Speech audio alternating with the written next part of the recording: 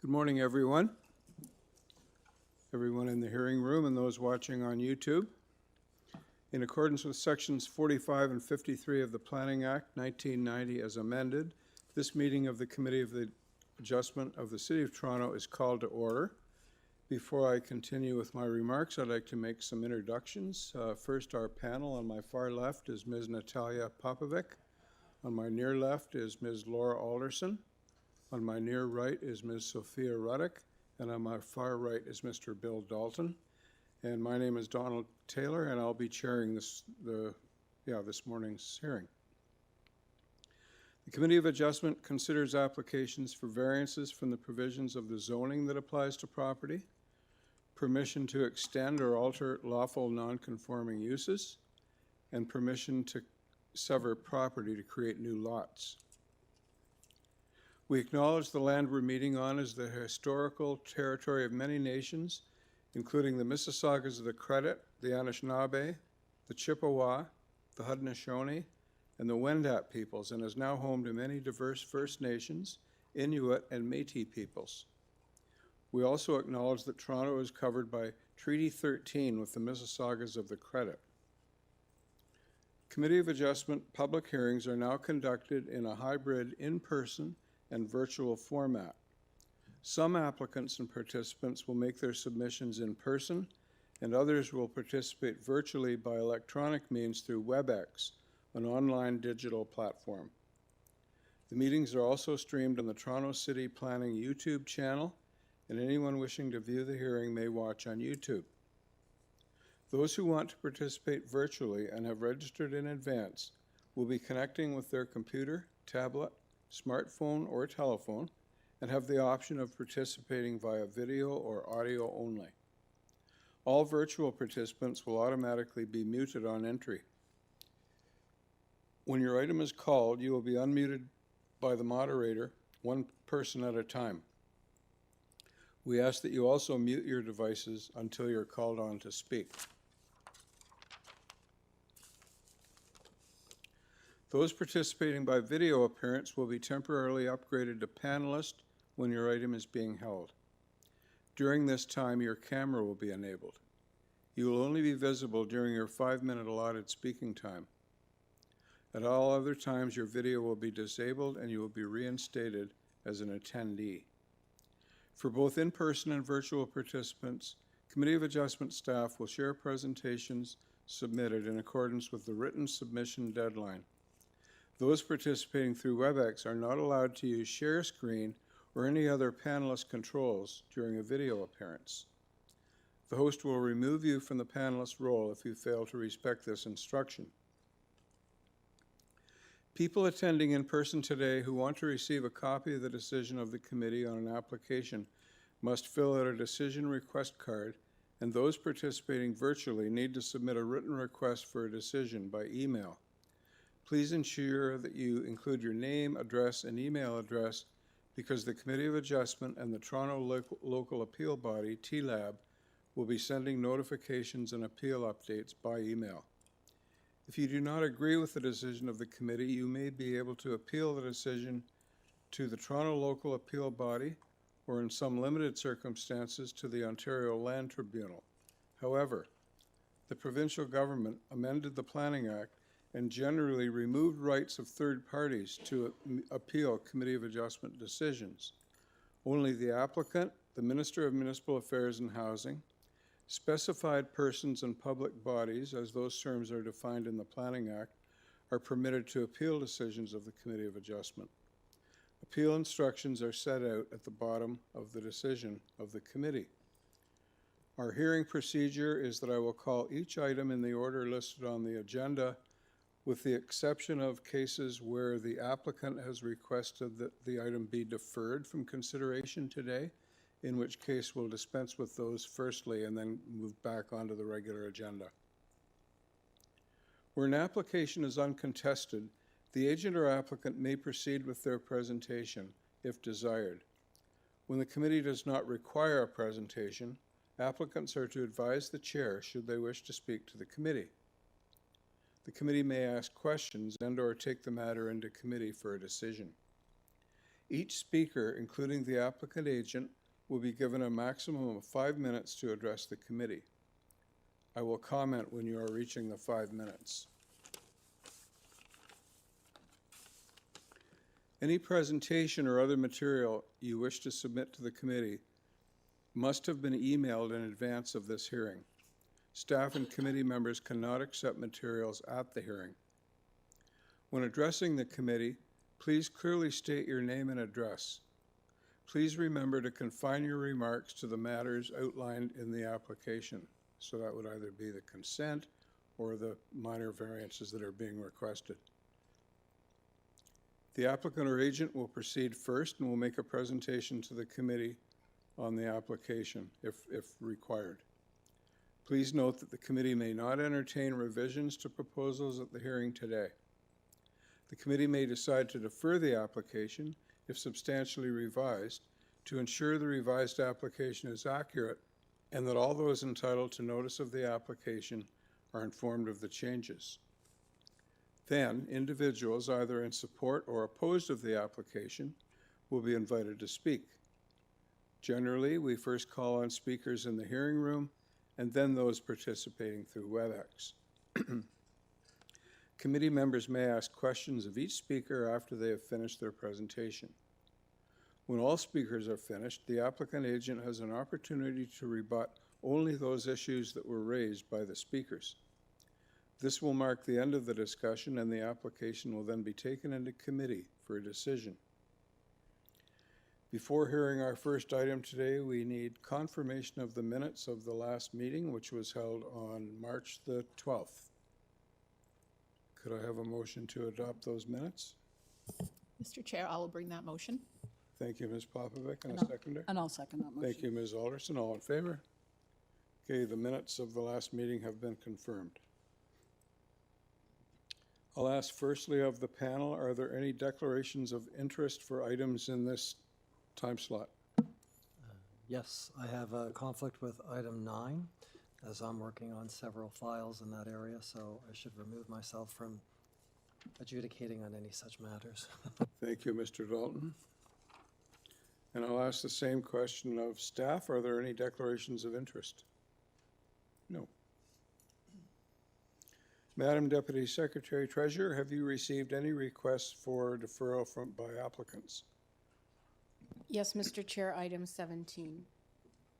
Thank you. So we will deal with that first up. And Madam Deputy Secretary Treasurer, are there any files to close today? None today, Mr. Chair. Thank you. Okay, so as I said in my opening remarks, we will first deal with deferral requests. Deferral requests made by applicants. We have one, and it is item 17. The purpose of this application is to construct a second-story addition above the existing detached garage. The altered garage will be converted into a garden suite.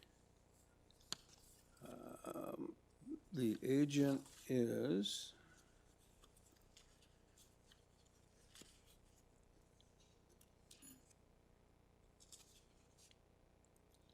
Bruno Lopez. Mr. Lopez? Chair and committee members, yes, my name is Bruno Lopez. I'm Excel Engineering Associates, located at 1649 Clair Ave West. Okay. Could you outline your reasons for requesting deferral today? Yes, absolutely. Very unfortunately, this is the second time around that we are deferring. So we did a process on the very first time because we have a late revision by zoning. This time around we did all the process again, but in the meantime there was a new planner assigned to our file. We had to readjust according to the new planner, and in the meantime it came to our attention that another variance was added, and for that fact was not enough time for us to actually have a full review and get issued, so the public will be able to know what's going on. So we'll ask deferral. Everything is just following its course. We are ready, but unfortunately because of time constraints we're not able to fulfill the requirements. Okay, panel, are there any questions for Mr. Lopez on his request for deferral? Okay, Mr. Lopez, you also still have some issues with transportation review and the neighbors. And I'm wondering if you intend on spending some of your time between today and the scheduled hearing date when that comes up to address those outstanding matters. Yes, through you, Mr. Chair. Yes, definitely. We already initiated some conversations, and we'll just want to fulfill whatever we can do, because sometimes, or at times, we at least attempt to communicate, and we might not be able to sometimes, or fulfill whatever others desires. But yeah, we'll try our best to mitigate, and again, try to make everybody happy. That would, sorry? You can never make everybody. No. I don't know if you heard that, but you can never make everyone happy. However, you still do have 3 letters of opposition. And Absolutely, and we are aware. We are aware. We've been talking, but again, there are certain things that we just can't. We just can't do. It is what it is.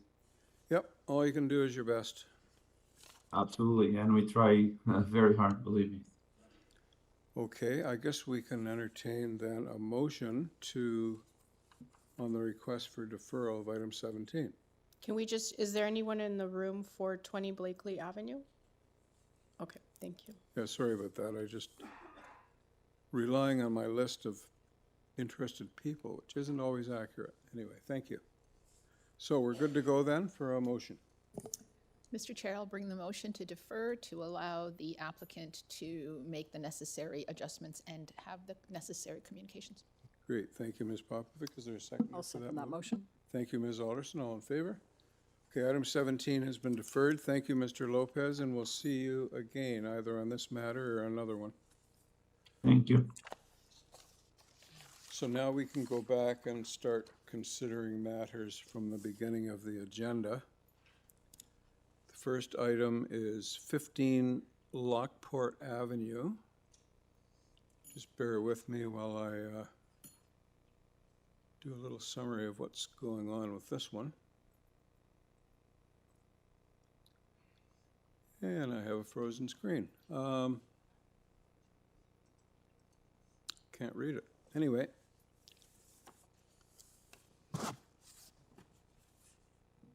It's frozen? Yeah. So 15 Lockport Avenue, it's to permit a vehicle dealership. There's one variance for use. You have photos, previous decisions, and minutes, and I believe there's a deferral request from planning. Yeah, planning has requested deferral, I guess, on 2 counts. One, they require more time to review the application, and they also want to consult with affected agencies and departments of the city. So the agent is Brian Hudson. Yes, good morning, Mr. Chair. Good morning. Could you tell us, before we get into this, you're familiar with the planning department's request for deferral? Yes, I am. I've spoken to them previously. And I know they've requested a deferral, and we've agreed to take it, to give them the time they need to discuss with strategic initiatives, policy, and analysis. So we're fine. We're hoping to get on the April 23rd agenda, if that works with everybody. Okay. But you're okay with deferral today? Yes. The April 23rd hearing is closed at this point.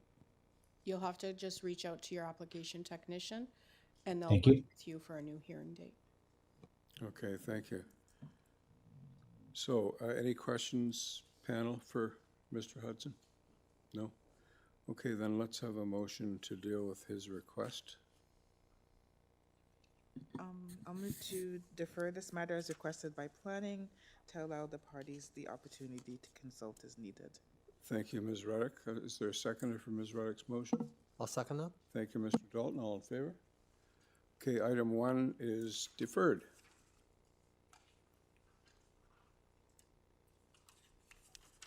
Moving on to item 2.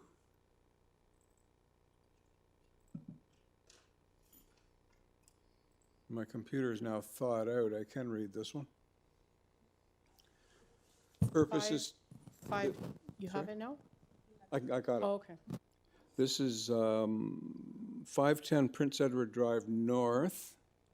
Purpose is to construct a 2-story front addition that will include a new attached garage and a 2-story rear addition.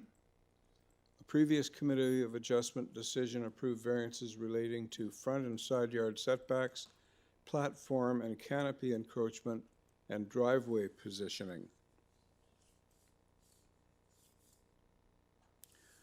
Okay, we have no agency comments. We have no letters of opposition. Panel, are we content to treat this as straightforward, not requiring a presentation? So that's okay with everyone? Okay, Ryan Dunlop is the agent. Good morning, Mr. Chair. Yeah, good morning. You certainly have a right to present to us if you wish. However, we don't feel we need a presentation. It's a very straightforward matter. I think there's only one variance. Yep, that works. That works for me. Okay, so if we can we'll move into questions if we have any, and then Absolutely. right into committee for a decision. Okay? That sounds good. All right. So, are there any questions? Then let's have a motion. So with that, I'd move a motion for approval, as I believe the application meets the 4 tests and there are no conditions.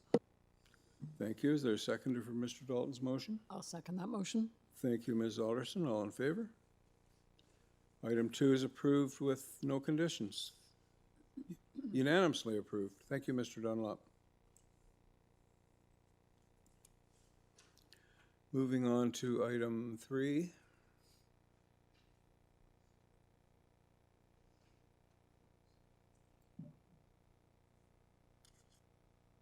(3471) Lakeshore Boulevard West.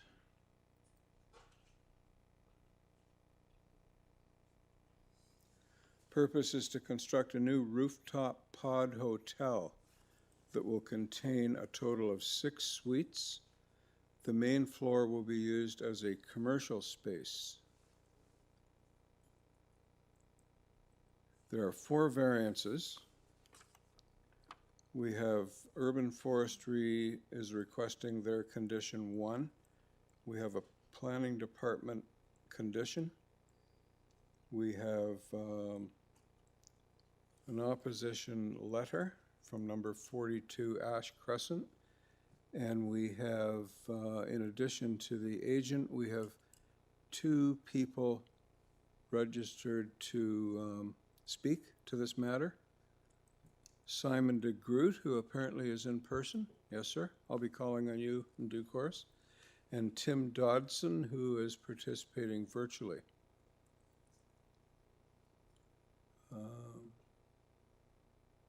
Are there any other people that you're aware of? No? Okay. Okay, so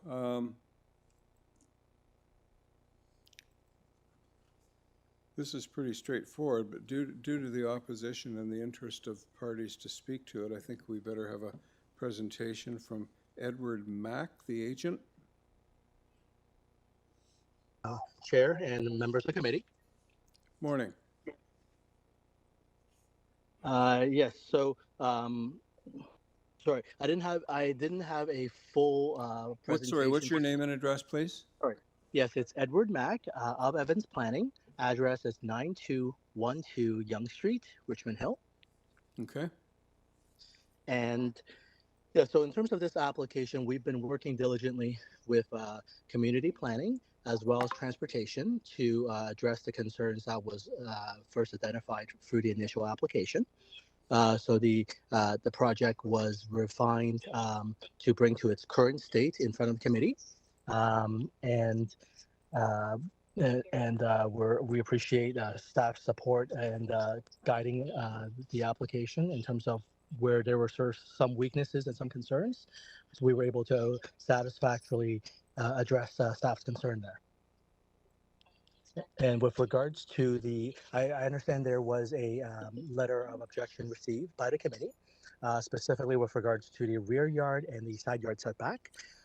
I would like to advise the committee that that setback we speak of is in fact the existing ground floor building setback. So what we have to do is we're trying to put a stairwell, like an enclosed stairwell, up to the roof, which is along the face of that existing ground floor sidewall in the back rear wall.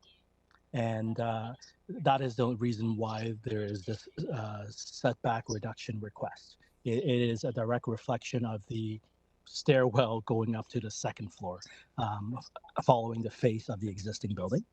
And this is only a stairwell enclosure. It's not a full building per se, and therefore, community planning staff was in agreement of that. Okay, is the east side lot line, does that reflect existing conditions? It does, yes. It follows the face of the existing ground floor building. Okay. Any questions, panel? I have a question. Were you ever in communication with the Long Branch Business Improvement Area or the BIA? About this application? We have not been, and my apologies. We were through the client. We were asked to help them through the minor variance process, and we were not aware to be in touch with the BIA, I guess. Yeah, I'm surprised community planning didn't indicate that, but I don't think they would be. I don't think they would be opposed to this. I mean, it's bringing more people, presumably bringing more people into the BIA, and you are keeping commercial at grade. Is that correct? That is correct. It's expected to be commercial uses to remain as per existing zoning permissions. Okay, thank you. Thank you. Anything else, panel? No? Okay, then let's hear our speakers. Firstly, Mr. Simon de Groot.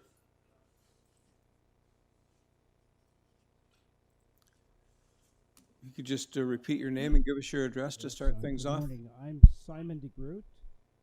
I live at 22 38th Street. This one. Does that work? Better? Perfect. Simon de Groot, 22 38th Street in Etobicoke. And regarding this file number for 3471 Lakeshore Boulevard West, just to give context, Mr. Chair and members of the committee, I own the building next door at 3469 Lakeshore Boulevard, which has a bakery and an apartment above, the Happy Baker. So I'm also a member of the local Long Branch BIA and well-versed in matters on Lakeshore. I know this originally came out in sometime at 2021 or so. They made an application for the owners, the current owners made an application for a 6-story building that was going to be for residential. And anyway, it's evolved to this very interesting proposal of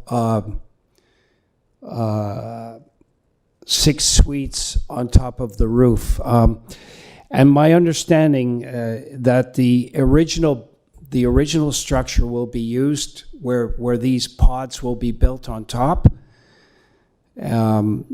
So that's it's certainly an interesting concept. I guess I have a question on how they'll deal with the structural load once the proposal moves forward. But to sum up my time here, I have no objections to the proposal as it stands, and I'm as a neighbor, I would support this, and I have hope that it goes forward in a well-built manner. And that concludes my remarks. Okay, thank you. So as long as these pods don't collapse into the main floor, you're good to go. Right on. Thank you.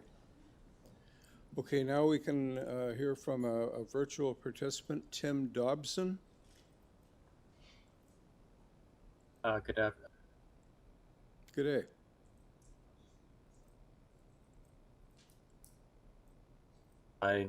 I have some opposition to the matter. Could you give me your as- name and address first, please?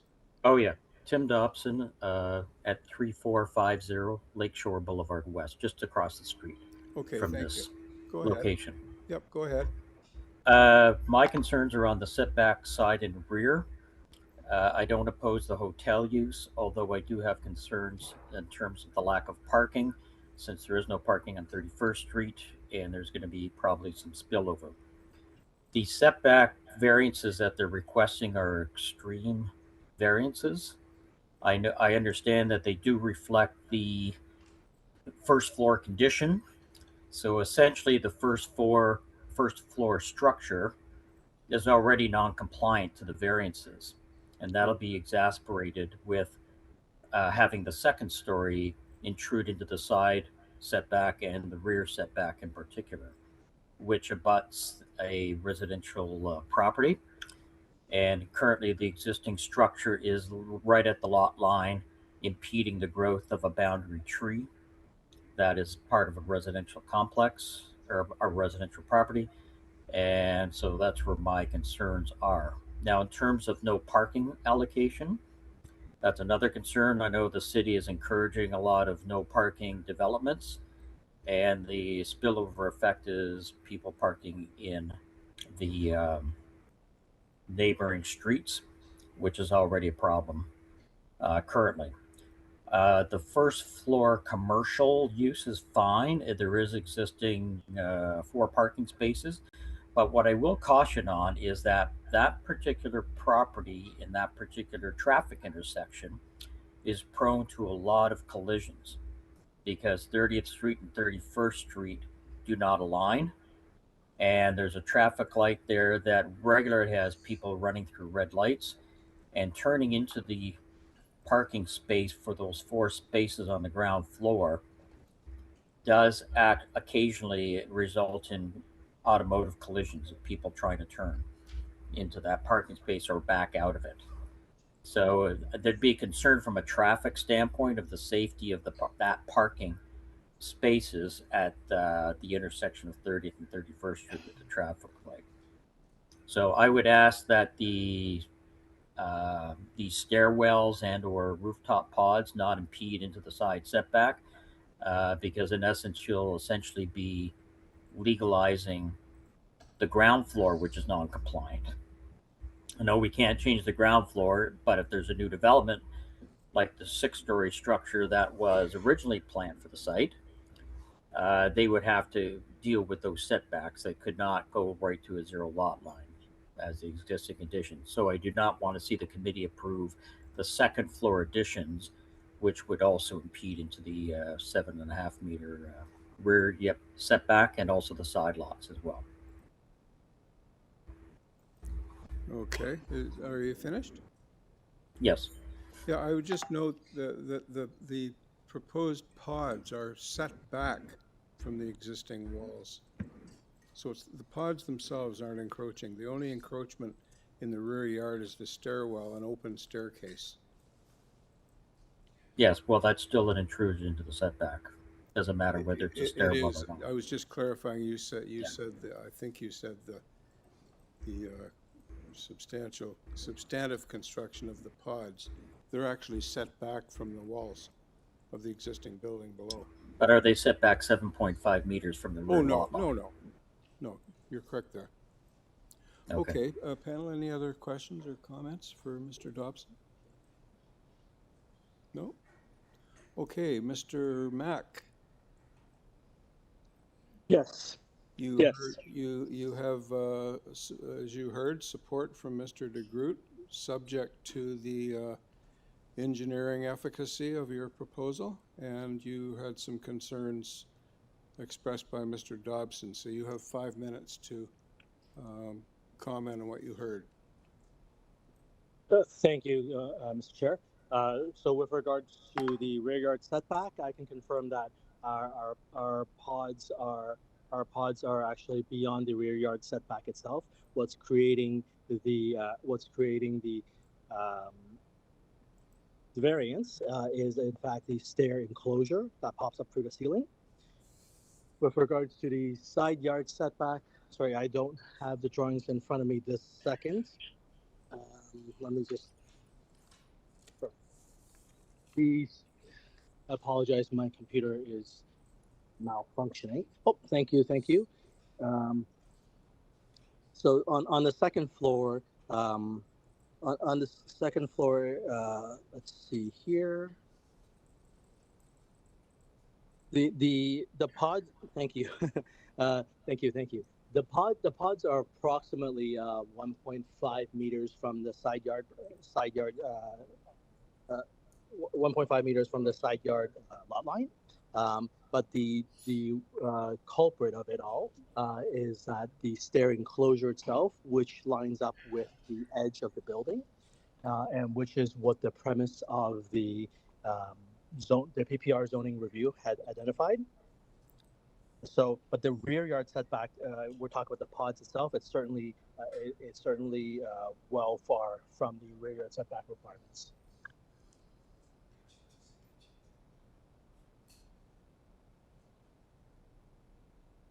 Is that it? Yes. Okay, thank you. Panel, any questions for Mr. Mack? Comments? Nothing? Just one question. Is there anywhere in the city of Toronto that this has been attempted before? And if so, do you have an example of that? Like, is this, where did this idea come from? I'm just curious. Sure. This idea came from the owner. The owner actually operates a number of travel tourism properties in the north, and what has been really well received is that the idea of experiential glamping, and that's what these are. These domes are exactly that. It's intended to be a structure that can be put up at the designated locations, so that it's a experiential glamping where the windows or the design of the buildings are to be skylight oriented. So it will be looking up rather than looking sideways into other people's yards per se. And this was something that was very well received in the owner's recreational properties throughout Ontario. And no, this, to the best of my understanding, this has not been done in Toronto. But No, the because I owner. haven't seen it anywhere now. I was just curious, and also, is it year round? I mean, is there heat? There is heating, but again, right now the vision of this is not to be year round, might be 3 seasons. But again, we haven't detailed out the design for the domes just yet. But the vision at this time is it'll be a 3-season type use, and then subject to and there would be a heating and cooling unit provided in each of the domes. That helps with the HVAC matter. In terms of whether or not it will go through winter, it will be subject to the architect being able to find an insulation product that meets the OBC. So that is still out in the open right now. Okay, I think that answers all my questions. Thank Okay, you. I've just got a last question, I guess. Are you aware of and okay with the conditions requested by Urban Forestry and the Planning Department? Yes, I am. I have been in touch with all 3 parties, actually: transportation, planning, and forestry. Yep, okay, thank you. And Mr. Chair, just to note, we have an email from planning to update the date on that condition to say February 27th, 2026. Okay, February 27th it should be. Okay, so in the event of an approval motion, we can take note of the actual date of the site plan as articulated by Barbara and Urban Forestry Condition 1. So let's go into committee for a motion.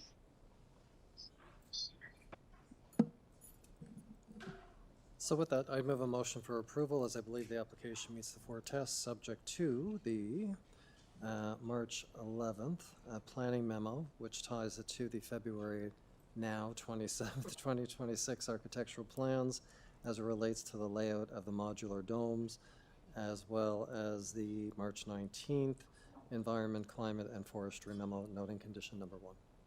Thank you, Mr. Dalton. Is there a seconder for Mr. Dalton's motion? I'll second that, Mr. Chair. Thank you, Ms. Popovic. All in favor? That's approved unanimously. Thank you, Mr. Mack. Good luck. Thank you. Moving on to item 4, 74 Prince George Drive. Purpose of this application is to construct a one-story front addition to the existing attached garage. We have nothing on file by way of agency comments or conditions.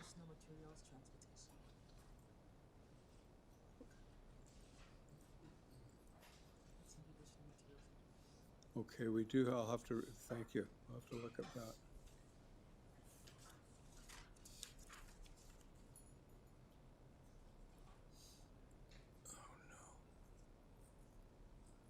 Okay, we do have something from transportation and additional material, which I can't find. Maybe one of my colleagues can summarize what that's all about.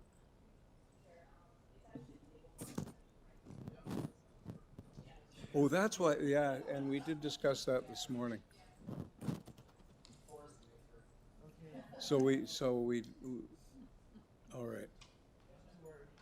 So we're okay, not to worry. Yep. So is there, did I get a seconder for that motion?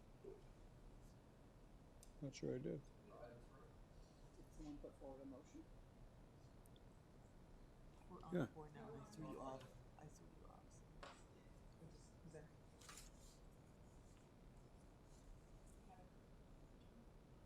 Were you just presenting? Oh. Just opening it up for so Oh, yeah. Yeah, and I was going to say it's straightforward, no comments. So are we okay to handle it straightforward? All right. Lucas Cocomello is the agent. Mr. Cocomello? Yes. Yes, you're entitled to present to us if you wish, but we feel your application is quite straightforward and we don't really require a presentation. If you're agreeable with that, would you also be agreeable to, instead of making a presentation, answering any questions if we have any? Yeah, that's fine. Okay, let's do that then. Questions, comments, panel? Okay, then let's go, and there's no one's in the room to talk about this item? Yes, no additional. And no one online? No. Okay. So, let's have a motion then. Sure. Yeah, this application is very straightforward. As such, I'll move a motion for approval as it meets the 4 tests and there are no conditions. Thank you, Mr. Dalton. Is there a seconder for Mr. Dalton's I'll motion? second that, Mr. Chair. Thank you, Ms. Popovic. All in favor? Opposed? That's approved unanimously. Thank you, Mr. Cocomello. Moving on to item 5. 12 22nd Street. Purpose is to permit a front yard parking space. There's one variance. We have 4 support letters.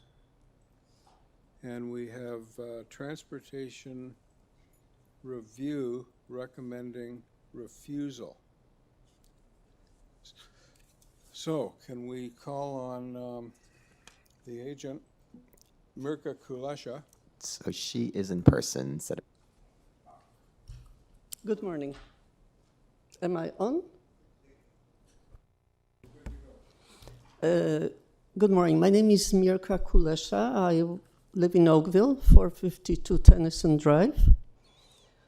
And I'm here on behalf of the owners of the property. It's about permitting or rather legalizing existing front yard parking.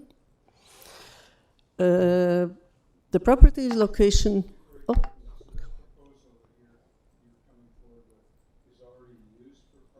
It's been used for parking, like a lot of parkings on this street and parallel streets for many, many years. This is an RM zoned building. There are 3 units in the apartment building, 1 garden suite, and there are existing 3 parking spots in the rear yard. Because of the number of tenants, of course, this parking is required. Also, 1 or 2 of the tenants actually living in the main building have mobility issues. So this particular parking allows them a safer access and easier access to the car.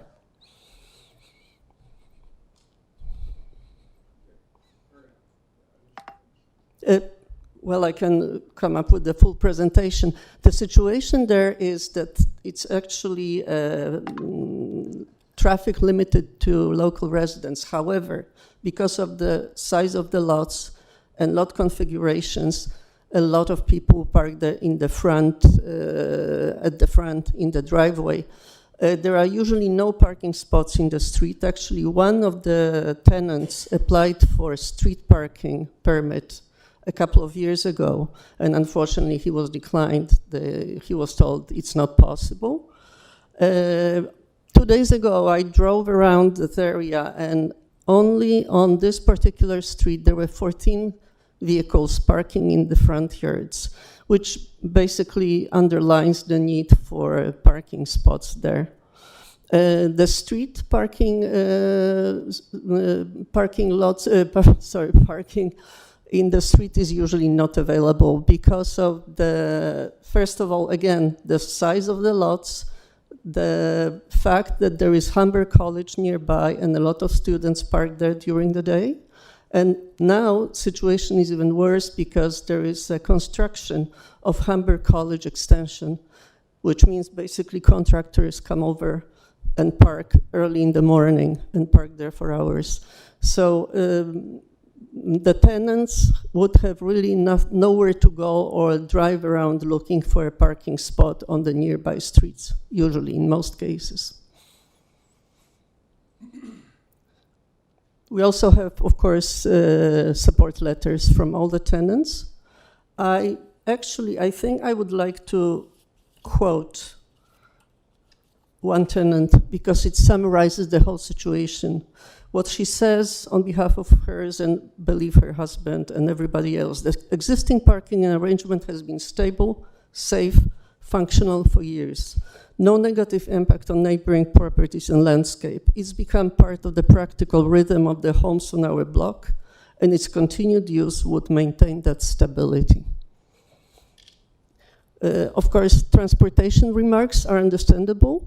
The parking spot is well, it's not as large as it should be. On the other hand, on the site plan, we showed the required parking space. Required parking pad in Toronto is smaller. And in actual life, there are 2, one or another vehicle parking there. There is full passageway to the parkings at the back, and there is no encroachment and interference with the neighbor's driveway. By the way, the neighbor is also supporting this application. They don't even have a curb between the driveways. Thank you. I think I've finished my presentation.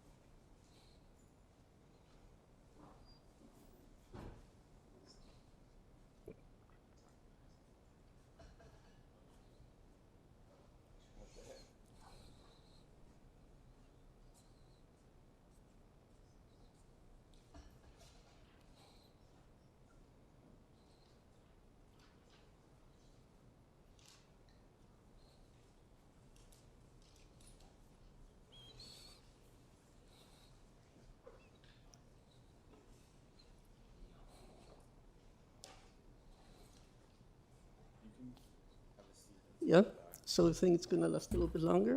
Pardon? It's gonna last a little bit longer.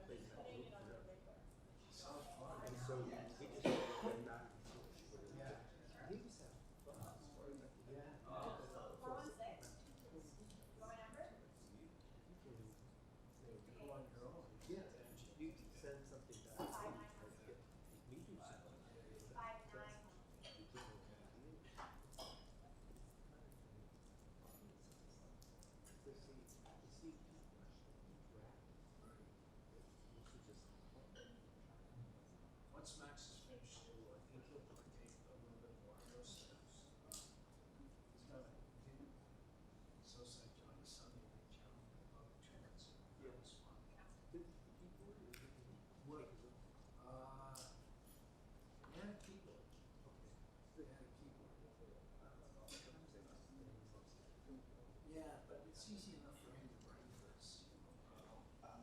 He's just focused on the state.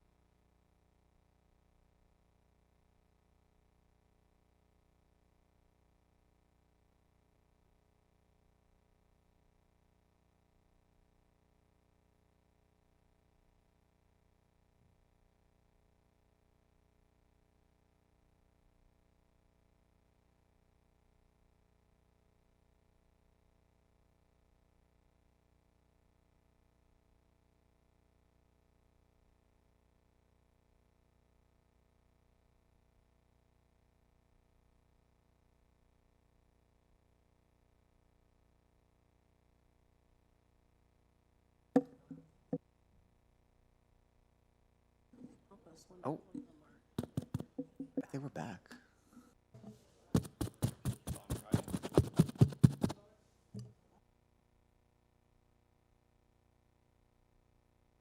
Testing, hello? Everything good?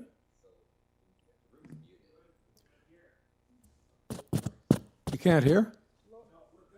Oh, you're good here. Yeah, this is a, oh, there he is. We'll see if you can catch Laura. You want to see if you can catch Laura? Oh, she's right here. Oh, she's.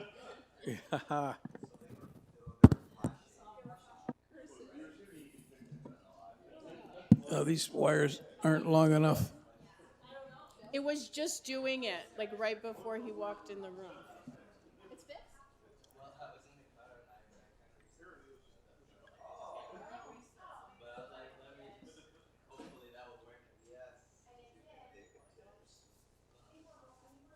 So much for coffee.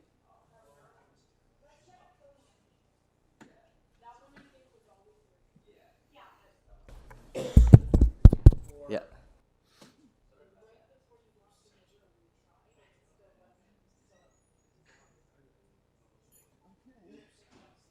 He made good time. I made good time. No, he made good time. He made good time.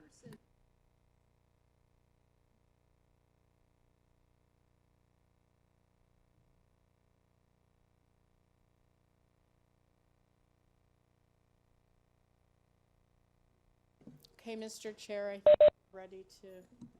Okay, everyone, I think we've resolved our technical issues, so we'll be restarting shortly. Meerkat, I think you were. We're on, I guess, Ms. Kalashi, if you can come back up. Apparently, we're back in business. Can you hear me? Yes, you can. Everybody's camera on.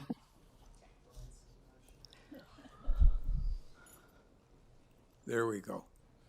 Okay, as I was saying before I was rudely interrupted, I just need you to understand what transportation is saying here. They're saying almost half of your parking space encroaches onto public right-of-way. And secondly, the location of the parking space can potentially block a portion of the existing driveway, which could result in vehicles encroaching into the driveway of the adjacent property while accessing the 3 existing parking spaces. May I respond?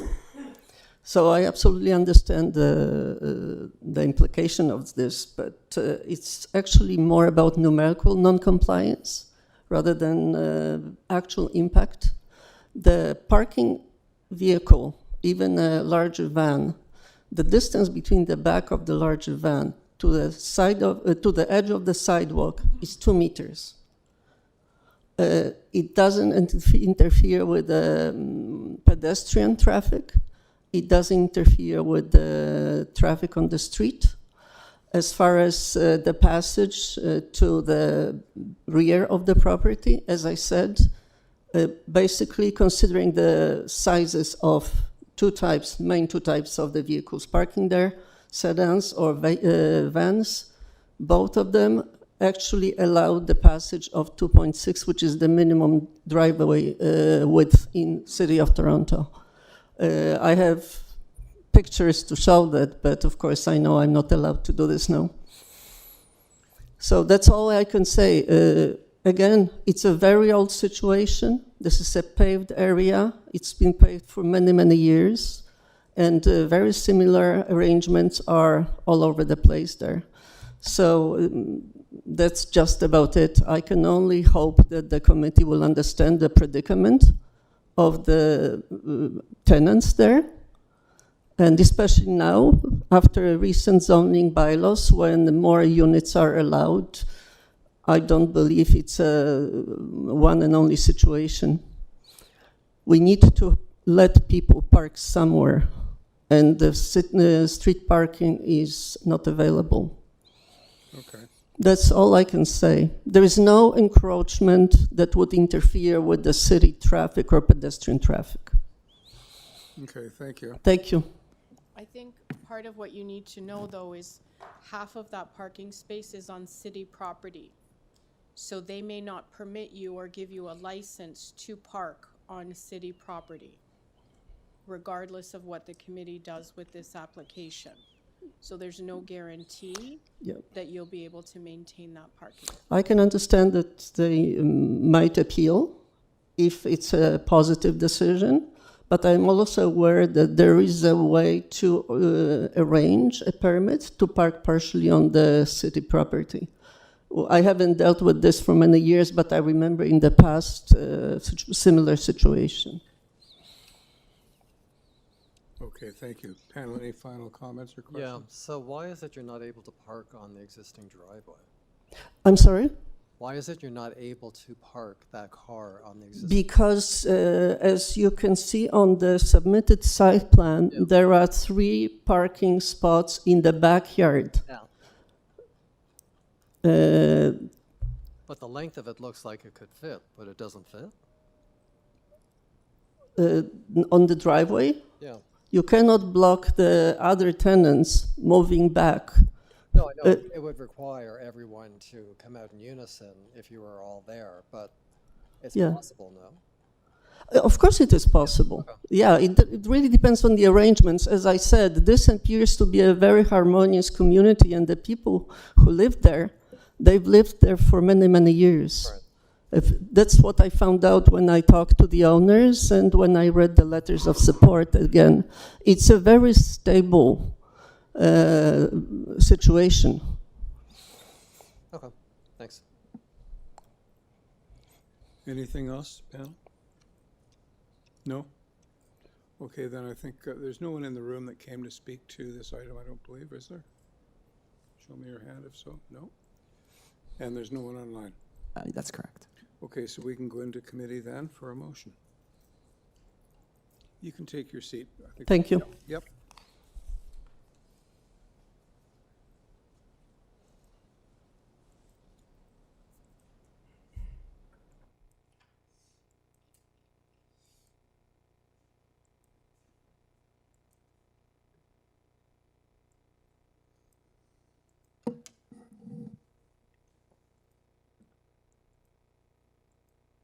Okay, I'm going to give it a whirl. I'm going to move a motion to refuse as I'm going to take the guidance from transportation staff. I understand the problem, but, you know, in allowing what's being suggested to happen, I think it's just going to create unintended consequences, and on that basis, I'm going to move a motion for refusal. I'll second that. Thank you. So we have a motion to refuse that's been seconded. All in favor? That's refused unanimously. Ms. Kalesha?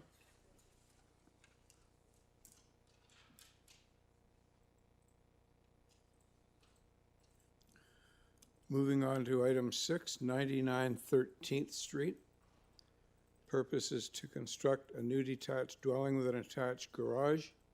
A previous Committee of Adjustment application approved variances related to floor space index and exterior main wall height. Thomas, could I just ask, am I coming through better now, or? Oh yeah, that's a lot more clear. Yeah, it was just like I think the mic was a little bit far from you, but I Good think to we're know. good. Okay, panel, there's a planning condition requested. Panel, do we believe this is straightforward, not requiring a presentation? Okay. Josephine Morello, Good morning. good morning. I'm, Yeah, sorry. okay. Yeah, give us your name and address. Yeah, so Josephine Morello regarding 99 13th Street, Etobicoke. Yep. And what's your address, corporate? My address is 68 Yorkville Avenue in Toronto. I think you're in suite 505. 505, yes. There you go. Okay, the panel doesn't feel it requires a presentation for this very clear, straightforward application. Would you be okay with answering questions if we have any in lieu of making a presentation? Absolutely. Okay, thank you. So panel, any questions or comments? None. And Thomas, can you confirm that there's no one interested in speaking to this matter? That's correct. Okay, so then let's go into committee for a motion. Sure, I will. So based on the evidence provided, I'll move a motion for approval as I believe the application meets the 4 tests. subject to the March 11th planning memo that ties it to the January 29th, 2026 site plan as it relates to building length and depth. Thank you, Mr. Dalton. Is there a seconder for Mr. Dalton's motion? I'm happy to second that motion. Thank you, Ms. Alderson. All in favor? That's unanimously approved. Thank you, Ms. Morello.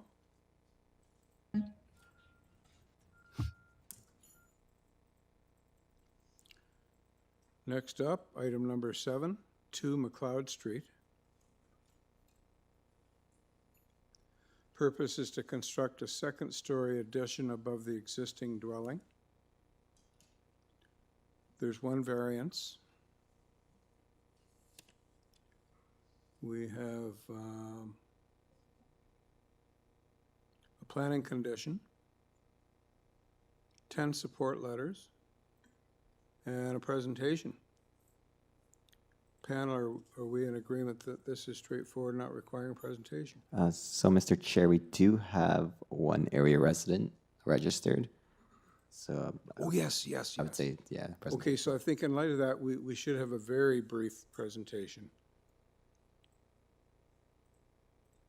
Mr. Rodriguez? Hello, good morning. Can you hear me? Yes, yes. Could you give us your name and address? Eric Rodriguez, 62 Westmount.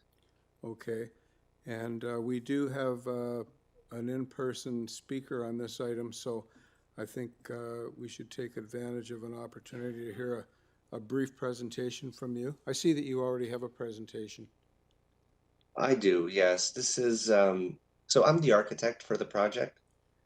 And it's pretty much straightforward, as we were unable to comply with one single item. The rest of the development is as of right. And if you move to the second slide, it will illustrate the reason why we weren't able to comply with the front yard setback, which is mostly because of the garage requirements. So the building wall on the ground floor will be in the same location as it is today. Mm-hmm. The fact that we need the garage pushed the envelope towards the sidewalk a little bit. So we're asking for 4.47, but in the context of the neighborhood, going back to the first slide, it appears that, as you can see, the illustration is showing the proposed development with the reduced front yard setback.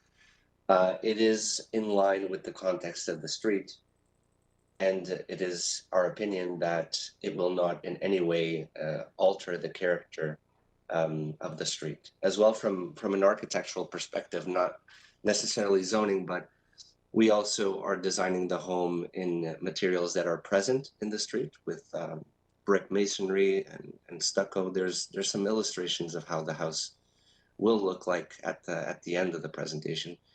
So the full intent of this application is to design a building that is appropriate for the neighborhood. It will not contrast in any way, and it is in line with other developments on the street.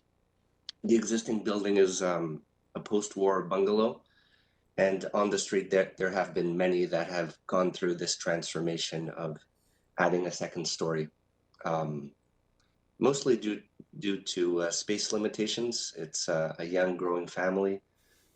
They wish to stay in the neighborhood. They have 10 letters of support from their neighbors. So this has been a proposal that has been discussed extensively within the neighborhood before coming to committee. And I think that's all. Thank you. Okay, thank you. Can you just clarify the front yard setback of the existing dwelling? Perhaps I can show you. It's 7.58 meters. Yes. Okay, so it slightly exceeds the minimum required. That's right. The existing house. Okay. Panel, any questions or comments? Just a comment. Oh, Sorry, go ahead. Go ahead, Bill.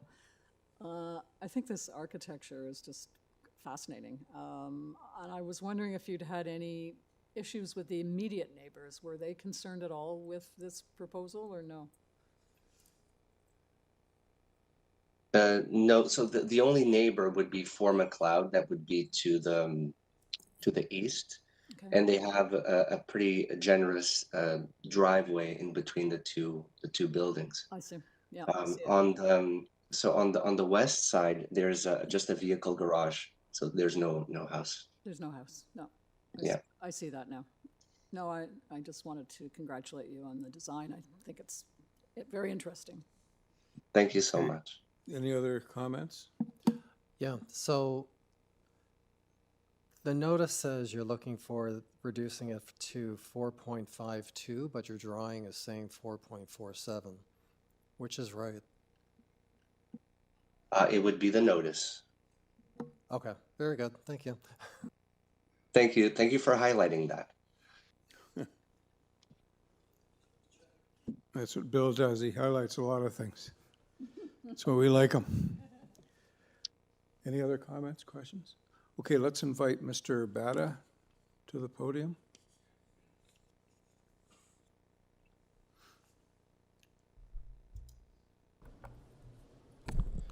Is this on? Okay. Good morning. Morning. So my name is Frank Bada. I live at 186 Stevenson Crescent in Richmond Hill, Ontario. Okay. Okay, so I have a bit of a presentation, a short speech, if you don't mind. Go ahead. Good morning, members of this committee and other attendees. My name is Frank Bada, and I'm here representing my mom, Anna Maria Bada, who has lived and raised a family at 4 McLeod Street for 53 years. She is an 87-year-old widow who could not attend today's meeting due to health issues, so she has asked me to speak on her behalf regarding the variance application submitted by her neighbors at 2 McLeod. By the way, we want to be clear before we present our concerns about the variance that we understand and support people's rights to construct, renovate, and build on their private properties, especially in these times when home ownership is difficult to begin with. And as in the case of the owners at 2 McLeod, you have an expanding family and require more living space. Having said that, we do have concerns regarding the variance for the front yard setback.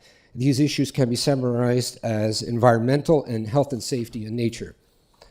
Regarding environmental, this committee may not be aware that this neighborhood in question has suffered massive flooding during heavy rainstorms. In fact, in the past 12 years, my mom's basement has been flooded twice, to the point that she's lost most of her inherited belongings from her mother and grandmother. All of the neighbors in this area have suffered the consequences of a city drainage system that is overburdened by climate change and continued urban development. So our concern is that by allowing the front soft landscape surface area of 2 McLeod to be effectively reduced by 25%, more unabsorbed runoff will spill onto our shared driveway and drain systems, increasing and contributing to the risk of flooding in the future. We as citizens have been asked by the mayor of this city, politicians, and weather experts to do our part as responsible citizens to help mitigate the effects of climate extremes. So we feel that design decisions that would allow unrestricted development are detrimental to these goals. My mother, at this stage in her life, would be emotionally and physically devastated by another basement flood. On the health and safety side, our concerns stem from the physical layout of the two properties. Because we share a common driveway, essentially the two homes are mirror images of one another, with a shared driveway and a shared garage at the back. Due to both of our backyards having limited access from the side, all snowfall, in our case, and most snowfall, in our neighbor's case, has to be pushed forward 60 to 80 feet and deposited on our respective front yards. With the proposed variance and the reduced linear footage of the front yard at 2 McLeod, this will mean higher mounds of snow all along their side of the shared driveway. Combined with the actual dwelling extending further forward, this would result in a reduced field of view of the roadway, McLeod Street, and the three-way intersection, Maple Leaf Drive, immediately next to number 2. This intersection gives the right-of-way with no stop to vehicles turning onto McLeod Street and passing directly in front of our two homes. This situation would pose a possible safety risk since sight lines are reduced when backing out of the driveway. We see this as a potential increase for an automotive accident with oncoming vehicles. We believe this committee would agree that the health and safety and well-being of our citizens should be a significant consideration in this building process. In conclusion, I hope I've expressed our family's concerns and doubts regarding this application. We thank you for your time. We thank you for your public service and your thoughtful consideration of our views. Thank you very much. Just a couple of comments. Firstly, this committee does not deal with stormwater drainage issues. That is dealt with, however, at the building permit stage, beyond and outside of our scope here. And secondly, there's no soft landscaping variance requested here. So this proposal is compliant with that aspect. Okay. I just wanted to make those comments. I understand, Mr. Chair, but even just the physical aspect of the building, the fact that the front of the house is going to be moved forward 3 meters is what they're asking for. Like I said, there's very limited access to that shared driveway that we both shared, right? So everybody comes in nose first and backs out. So with a heavy winter like this year, like I said, you've got 60 feet of driveway because you cannot push any snow to either of our 2 backyards. So all that snow gets pushed to the front. And we've got massive, massive mounds of snow there. So when you're backing out, now that that field of view to that 3-way intersection is reduced by the building and with the snow, one of our concerns is that when you're backing out, if you're not careful, those people coming off of Maple Leaf Drive that have the right of way, they don't need to stop. They turn, and we're the first 2 houses on that street. So your reaction time is reduced. We consider it a valid safety issue that might possibly happen. Of course, it'd have to be under certain conditions. We understand that. And again, just the fact that that dwelling is going to consume more of the physical property line, we have had real issues in that area with runoff and water. And the more that you have hard landscaping and driveways and so forth, this water's got nowhere to go. And it's been devastating for my mother over the last 12 years. Okay, yep, we heard you. Thank you. Any Okay. other comments, questions? Is there anyone in the room that came to speak about 2 McLeod Street? No? Anyone online? Thomas? No, Mr. Chair. Okay, then. I think, Mr. Bada, you can take your seat, and I think we're ready to go into committee. Sorry, should we get the rebuttal from the agent? Oh, yeah. Forgot the rebuttal. Mr. Oh, Rodriguez. I really don't have much to add. My only comment would be that, we're not asking for any variance on the soft landscaping. We're complying. Okay. Thank you. Okay, now we can, any questions or comments on that remark? No? Good. Now we can go into committee for a motion. Just a question of the applicant. We're not in committee anymore. Sorry. Go ahead, no problem. There seems to be some concern with drainage. I know that's not our purview, but I'm just wondering if you had considered using permeable pavers in any of the front area. That is certainly something that we're open to explore. Absolutely. Okay, I just wanted to ask. Thank you. Okay. So now I'll go back into committee.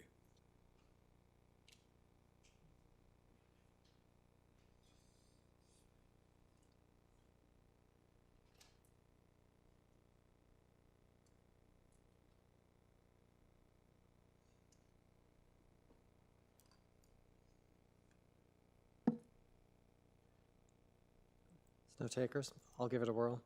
All right then, based on the evidence provided, I'd like to move a motion for approval, as I believe the application meets the 4 tests, subject to the March 18th, 2026 planning memo that ties it to the February 5th, 2026 site plan as it relates to the front yard setback. Thank you, Mr. Dalton. Is there a seconder for Mr. Dalton's motion? I will second that. Thank you, Ms. Popovic. All in favor? That's unanimously approved. Thank you, Mr. Rodriguez, and thank you, Mr. Bada. Moving on to item 8, 122 Ashburn Drive. Purpose is to legalize and to maintain the existing ancillary building in the rear yard. There are 2 variances. We have, in order to comply, letter of opposition from 120 Ashburn Drive, right next door. And in the additional material, we have a support petition The agent is Basma Mohammed Ali.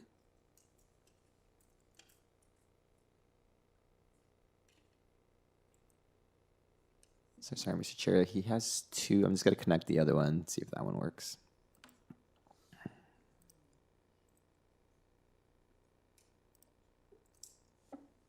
It's not letting me click. Just give me 1 second. Oh, my apologies. Basma, can you hear us? I see that you're logged in twice. The phone is not letting me connect.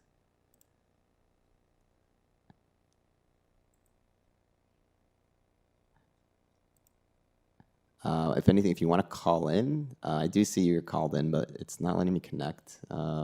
Just make sure that you're allowing any permissions. I would say just try to restart it, or if you can hear us, can you respond?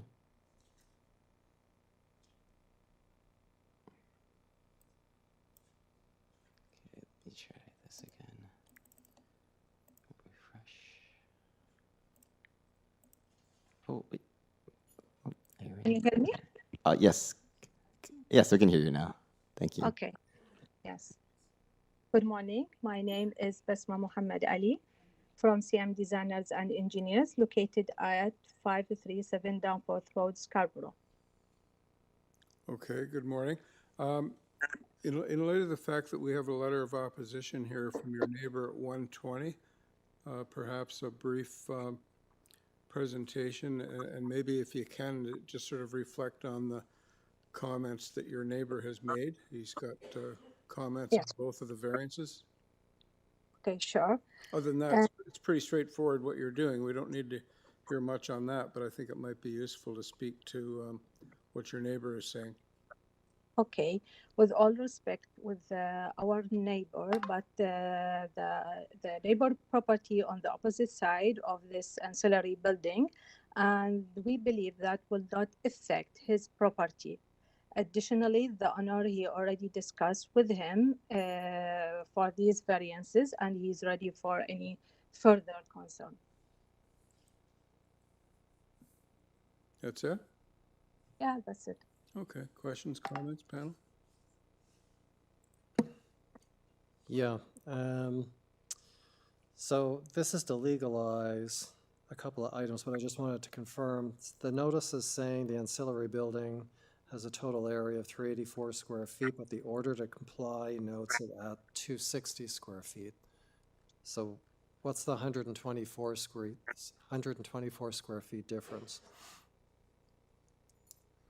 Exact. Existing. This is existing. I understand that. Mm. But which is it? Is it 384 square feet or is it 260 square feet? This is 30. The area is 348 square feet. 384 square feet. Not the 260. No. Thank you. Also, I just want to add that a support petition was attached to this application, but with two signatures at the same address, I'm not sure that that constitutes a petition. Yeah. So I just want to make that point. Yep, good point. Any other questions, comments? Anyone in the hearing room here to speak to 122 Ashburn Drive? Nope. No one online? Okay, then I think we can go into committee then for a motion.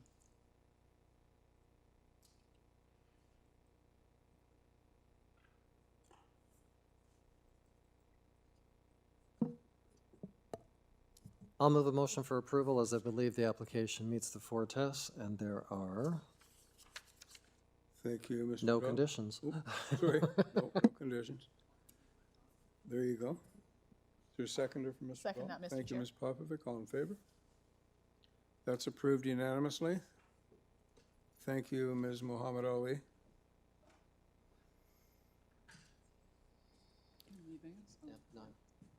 Have fun.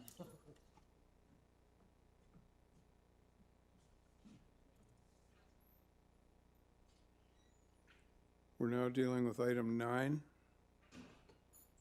2451 St. Clair Avenue West. Purpose of the application is to construct a 6-story mixed-use building that will consist of 10 residential units and retail on the ground floor. A previous Committee of Adjustment application approved variances related to gross floor area, setback for a wall containing a window, building height, and the number of parking spaces. There are 2 variances. We have Urban Forestry Condition 3, a Metrolinx advisory, transportation review conditions, 10 of them, a planning condition which would be to impose the conditions that they requested on January the 16th, 2025. And that's it. So we have to present to us the agent, Tim Jessup. You can hear me? It's working? Okay. Oh, there's my presentation. It's fairly brief. I'm here again because there was a mistake in how the height and gross floor area was calculated last time. So the building has changed very little. So the first one, the request for GFA, the existing zoning permitted 2.5. Previously, the committee approved 4.1. We're here today asking for 4.7. If you can go to the next page. This is the old set of plans that was presented previously, and the areas in red should have been included in the GFA calculation, but they were not. So if you add those, you get 4.68 FSI without changing anything. And the issue is that the GFA was calculated based on the new zoning bylaw, whereas this is exempt from the new zoning bylaw. It's subject to the old, I forget the numbers from the 80s, that bylaw. So it was a miscalculation. We did get a zoning review, and the zoning review also missed it. So we're here asking if we can make that right. And if you go to the next page. So at the top is the original ground floor plan that we submitted last time the committee considered this and approved it.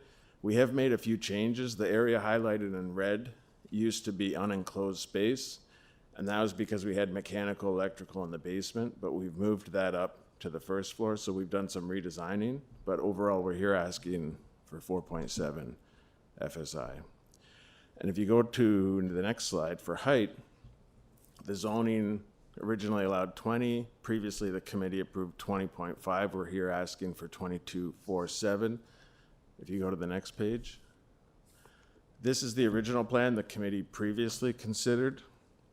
And you can see the roof deck was 20.5 and the highest point was 25.3. The architect defined height as to the roof deck, and that's what the committee approved because that's what we asked for. And the zoning review reviewed it and said that was right, but it was wrong. The old zoning bylaw is to the highest point of the roof, which should have been 25.3. So if you go to the next slide, this is the current plan. We've refined it a little bit. So this is what we're preparing to apply for a building permit. And so the highest point of the roof in this case is 22.47, but you'll notice that the roof deck is still the same 20.5. We're not actually raising the roof deck. We're just correcting how to calculate the height. So that's what we're asking for. I have more slides in case there's questions, but that was it. Okay, thank you. So we'll go to questions and comment. I just want to ask one question to start things off. Are you familiar with and in agreement with the conditions requested by Urban Forestry, Transportation Review, and Planning? Yeah, they're all the same from the last time, and we're actively working and we're almost done clearing them all. So we're aware and okay with them. Okay, well, in the event of a motion to approve, we'll make sure we reference the planning conditions came from January 16th. Okay. Any other comments or questions? Just a comment. I was part of that panel that approved this way back when. I guess it was 2025. Was it January 2025? And I was just hoping that you had, spoken to your neighbor at 2449 and created a better proposal, but you didn't, but that's okay. I just wanted to make that comment. Anything else to say or ask? No. Okay, then let's go. You can take your seat. Thank you very much, Mr. Jessup, and I will invite a motion. Is there anyone here to speak to it? Is there anyone No, here in there's no one. opposition, or? Oh, yeah. Is there anyone in the room here that came here to speak to 2451 St. Clair West? And there's no one online, Tom? That's correct. Okay. I know there was some opposition beforehand, when the last time it came before us. Yeah, not this time. No. So, motion? Unless there are any, unless there are any other comments, Mr. Chair, I do propose to bring a motion to approve, subject to, I believe it meets the 4 tests on balance. I believe there are planning conditions January 16, 2026. 25. Excuse me, 25. Those are our. And then I see March 17, 2026 also. But subject to all conditions as required by planning and transportation. And forestry condition 3. Thank you. Okay, thank you, Ms. Popovic. Is there a seconder for Ms. Popovic's I'll motion? second it. Thank you, Ms. Ruddock. All in favor? That's approved unanimously. Thank you, Mr. Jessup.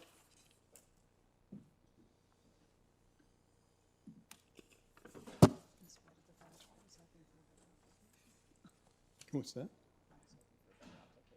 Oh, well. Sylvie. Moving on to item 10, 194 Gary Drive.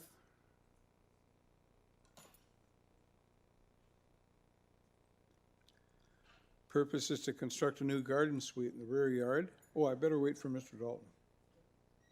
Sorry, Mr. Dalton, I started talking before you were in the room. That's okay. Go ahead. So the purpose of this application with respect to 194 Gary Drive is to construct a new garden suite in the rear yard. There are 2 variances. We have a Ministry of Transportation advisory. And that's all. We don't have any agency comments or conditions. I don't have anyone registered to speak to this item, Thomas. Have I got that right?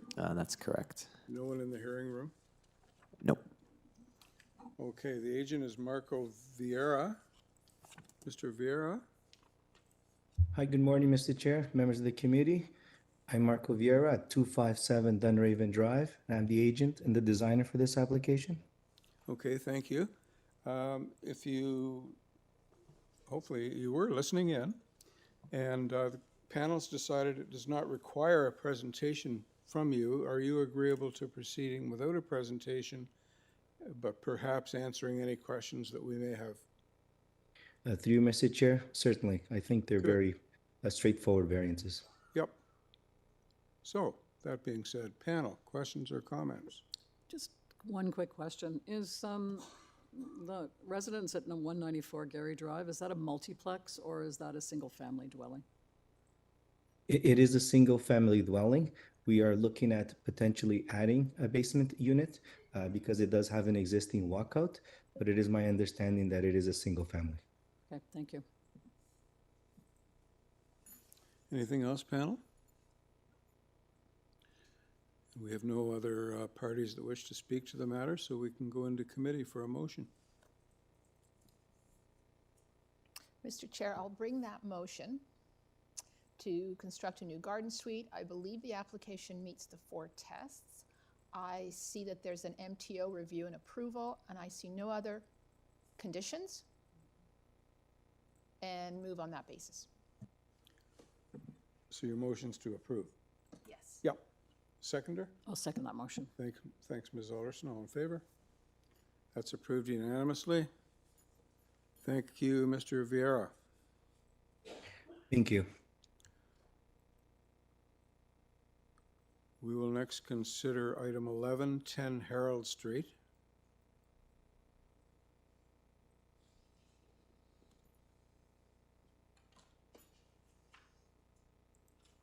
Purpose is to enclose the existing front yard porch. 2 variances, a Metro Links advisory, no comments or conditions from agencies, no registered speakers. Correct, Thomas? That is correct. And there's no one that came here to speak to 10 Herald Street in the hearing room? Nope.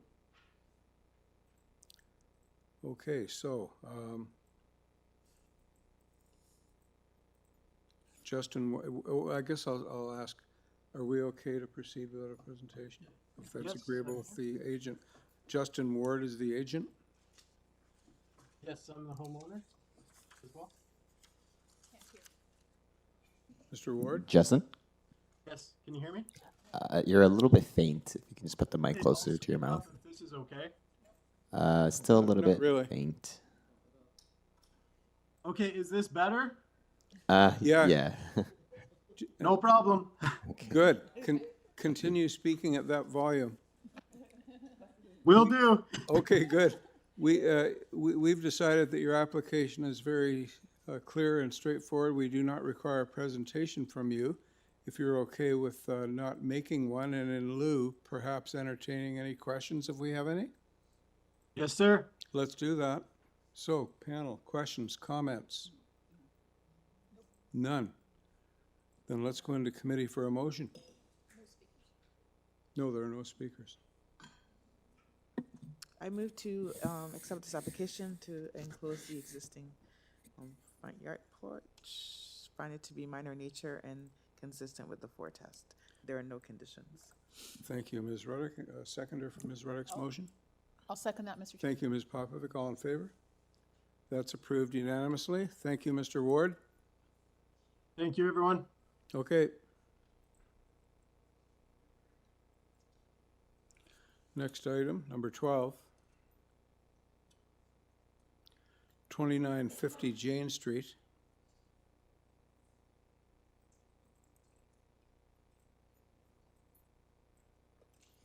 Oh. Okay, my computer's frozen. I can't tell you what the purpose is.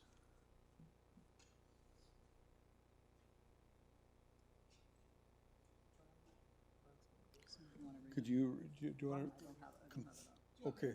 To convert Yeah, please. the existing building into a day nursery. A day nursery is not permitted use in a C1 zone. That's the one variance that they're requesting. And you just have photographs of the site on file. Okay. Nothing in additional materials. Yeah, okay. So that being the case, panel, are we agreeable to treating this one as straightforward? Yes, sir. And Thomas, no registered speakers? Nope, just the agent. No one in the hearing room came to speak to this one? Okay. So we can go into committee for a motion. Should we just, I guess, confirm with the agent if that's okay? Oh, yeah, I better ask. Yeah. Aaron Cheng, Yes, Aaron Cheng speaking from CM Partners Architects. And can you turn your volume up, please? It's a little, yeah, a little faint. It's Aaron Cheng from CM Partners Architects, address 142 St. Helens Avenue. And I don't have anything to add. It's a very straightforward daycare project. We don't need any variance for parking or setbacks. We have enough playground. We've got fundings from the Toronto government and also funding from the Indigenous community. So just waiting for an approval from you guys. Thank you so much. Thank you. Any questions or comments? Yeah, just one question. Do you still have a tenant in that building, Global Beauty Supply? Are they still there? I think they're about to leave. Yeah, that's my understanding. We haven't dealt with them yet. Yeah, but we do have the, I think the lease So ready. the lease probably wasn't renewed. That's right. Okay, thanks. Thank you. Anything else? Oh, anything else, panel? By way of questions, comments? No? All right, then let's go into committee for a motion. So based on the evidence provided, I'll move a motion for approval as the application meets the 4 tests and there are no conditions. Thank you, Mr. Dalton. Is there a seconder for Mr. Dalton's motion? I'll second that, Mr. Chair. Thank you, Ms. Popovic. All in favor? It's approved unanimously. Thank you, Mr. Cheng. Moving on to item 13, 27 White Avenue. Purpose is to construct a one-story rear addition. There are 3 variances. We have a planning condition, 4 transportation review conditions, and a Metrolinx advisory. Appears to be pretty straightforward. Committee, do you agree that we do not need to hear on this one?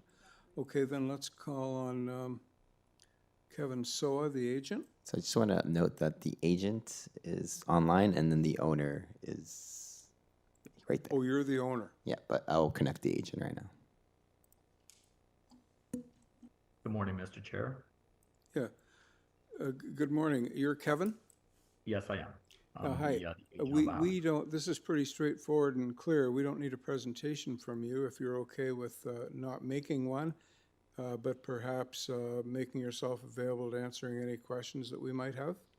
Yeah, for sure. Okay, then let's do that. So panel, questions, comments? Now, normally when we have owners and agents, we rely on the comment of the agent to speak. Are you satisfied with that? Okay, then. So let's go into committee, and again, there are conditions from planning and transportation review. Oh, I might ask, Mr. Soa, are you aware of the planning condition and the 4 transportation review conditions, and are you agreeable with them? Yes, yes. From the staff report, we're okay with that. In regards to the transportation, I'm actually in talks with Manji in regards to sort of, I guess, figuring out that parking situation. But yes, we're okay. Okay, good. Okay, good. So let's go into committee for a motion then. So with that, I'll move a motion for approval as I believe the application meets the 4 tests subject to the March 10th planning memo, which ties it to the February 19th, 2026 elevations as it relates to the building length, and the March 19th, 2026 transportation review memo and the 4 conditions it contains. Thank you, Mr. Dalton. Is there a seconder for Mr. Dalton's motion? That motion. Thank you, Ms. Alderson. All in favor? That's approved unanimously. Moving on to item 14, 12 38th Street.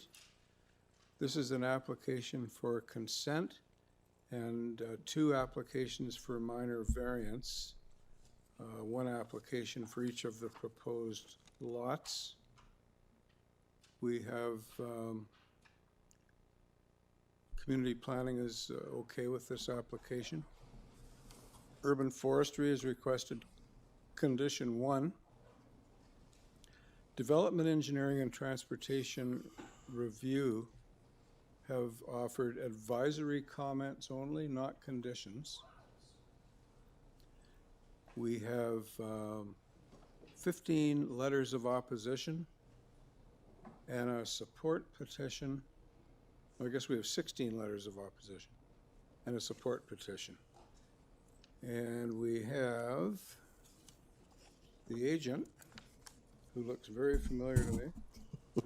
Good morning, Mr. Chair. My name is Adam Layton. Correct. My name is Adam Layton. I'm an associate principal with Goldberg Group. We represent the owner, and our office is at 2098 Avenue Road. I anticipate a presentation would be helpful. Yeah, very much. Yes, and I have provided my slide deck to staff, if that could be pulled up. But as you indicated, Mr. Chair, this is a fairly straightforward severance application. We are looking to divide a 50-foot lot into 2 25-foot lots, or 7.62 meters. The first 2 variances for each property are for the lot frontage and lot area. If we could go to slide 2. Slide 1 shows the site context in the Long Branch neighborhood. Site 2 shows the proposed lots. Parts 1 and 2 would be the northern lot. Parts 3 and 4 would be the southern. The parts 2 and 3 are just to establish a reciprocal easement for access between the 2 dwellings that would be constructed.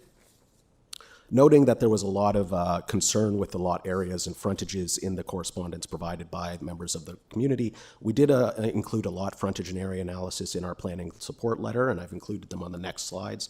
Suffice it to say, in my planning opinion, there is a significant number of lots that are not just less than the required frontage of 12 meters, which is indicated in the green color on this slide, but also lots equal to the frontage that we are seeking with the additional green dot on the slide. By our math, it is about 26% of the lots in the study area would be the same size. Moving on to the next slide, we have lot area. And again, in the orange color are the lots which are less than what the zoning requires already. And the dot indicates lots that are equal to what we are seeking, about 306 square meters, about 13% of the lots. So in my opinion, and again, as indicated by staff, planning staff who have not provided comments in opposition, I believe this meets the official plan policies and the 4 tests with respect to lot frontage and area. The next slide just shows a conceptual design of the dwellings in a streetscape composition. To the right of the page, number 14, 38th Street, we've obtained these heights just based on the approval drawings that were available. On the left of the page, number 10, who I believe is one of the objectors that has written in, we estimated the floor-to-ceiling heights on this image to be 8 feet, so it may be a little conservative. Just to demonstrate that despite the one variance we are seeking from side main wall height, we feel that the proposed buildings are not out of character with the street. And indeed, there are many examples along the street of both modern architecture as well as integral garages with 1 or 2 residential levels above. Moving on to the next slide, shows just a site plan of the respective variances. So generally we have side yards, what I will call external side yards, which is to the north and the south, are 0.9 meters, which again is a fairly common urban standard across the city. The setbacks in between the 2 units are 0.75 for an aggregate separation of 1.5 meters. And then again, the side yard setback to the porch also required relief there as well. But otherwise, I think it is, in my opinion, these variances meet the 4 tests. It's still more than possible, in my opinion, to maintain and have access around the dwellings while maintaining separation from the adjacent lots. Next slide shows the conceptual elevations and just highlights the main wall height that we are seeking. Again, I don't think this has much of an impact on the streetscape along 38th Street, just given the architectural design. It is limited to the side yards. We have asked for a little bit of construction tolerance, just anticipating there might be a question. The requested relief is for 7.7 meters. The requirement is 7.5. The drawings show 7.6, so we're just seeking a little construction tolerance there. Accidents sometimes happen. Is 7.7 accurate? Sorry? You're requesting 7.7? We are requesting 7.7. And then the last slide, I do note there was a lot of concern about the trees in the front yard. We are showing the 2 trees in question on this site. Both are to be retained. Urban Forestry, as you've indicated, has reviewed the arborist report, provided no concerns. The tree in the front yard is to be injured. Certainly it is not our intent or the owner's intent to injure the tree such that it perishes. We accept the urban forestry condition, it's fairly standard, and the intent is to try and seek additional means to reduce the injury through the permit process. It may include, altering the driveway materiality or changing the design of the front steps, but at any rate, at this point, urban forestry has indicated no objections. So that concludes my presentation. I'm happy to answer any questions, and we're happy to move to committee. Thank you. Thank you. 13 seconds to spare. Well done. There we go. Panel, questions or comments for Mr. Layton? He answered them good. Yeah, it was a good thorough presentation. Okay, you can relax for a little bit. We've got a number of people that we need to hear from. So, Mr. Chair, before we start with the virtual, we have 2 in-persons. So Ron, and we also have a Simon DeGroot that's not on your list. He will also like to speak for this. So we can start with them and then go for virtual after. And Simon, I know, is here from previous. Yep.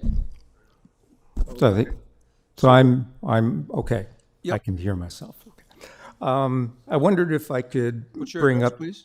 Oh, I'm Ron Jameson. I live at number 1038, so the immediate next door neighbor to the subject property.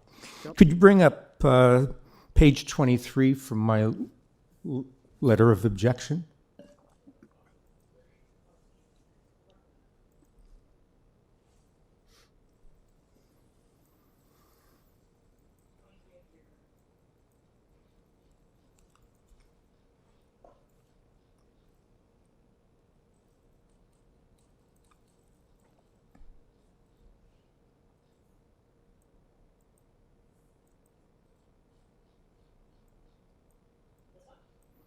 Nope, keep going. Oh, you're looking at the PowerPoint? Okay. So it's the histogram of the 38th Street immediate context.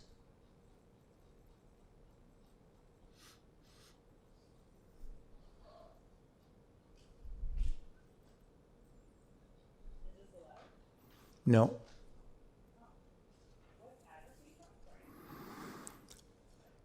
It should be page 23 of the PDF.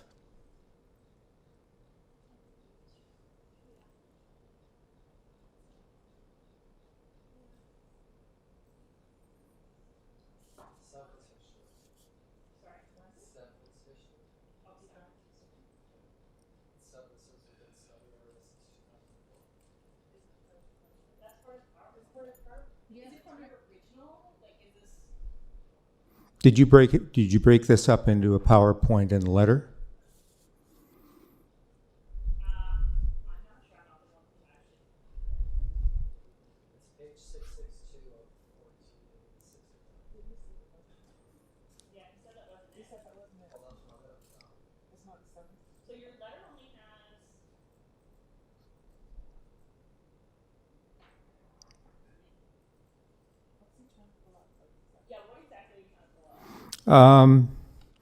So I did a property analysis extending 2 blocks either way, east and west, and from Lake Promenade up to Lakeshore Boulevard.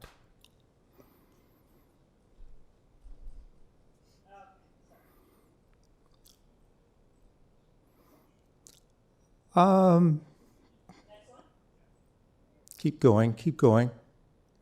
Yes. Nope, next one. Yeah, okay.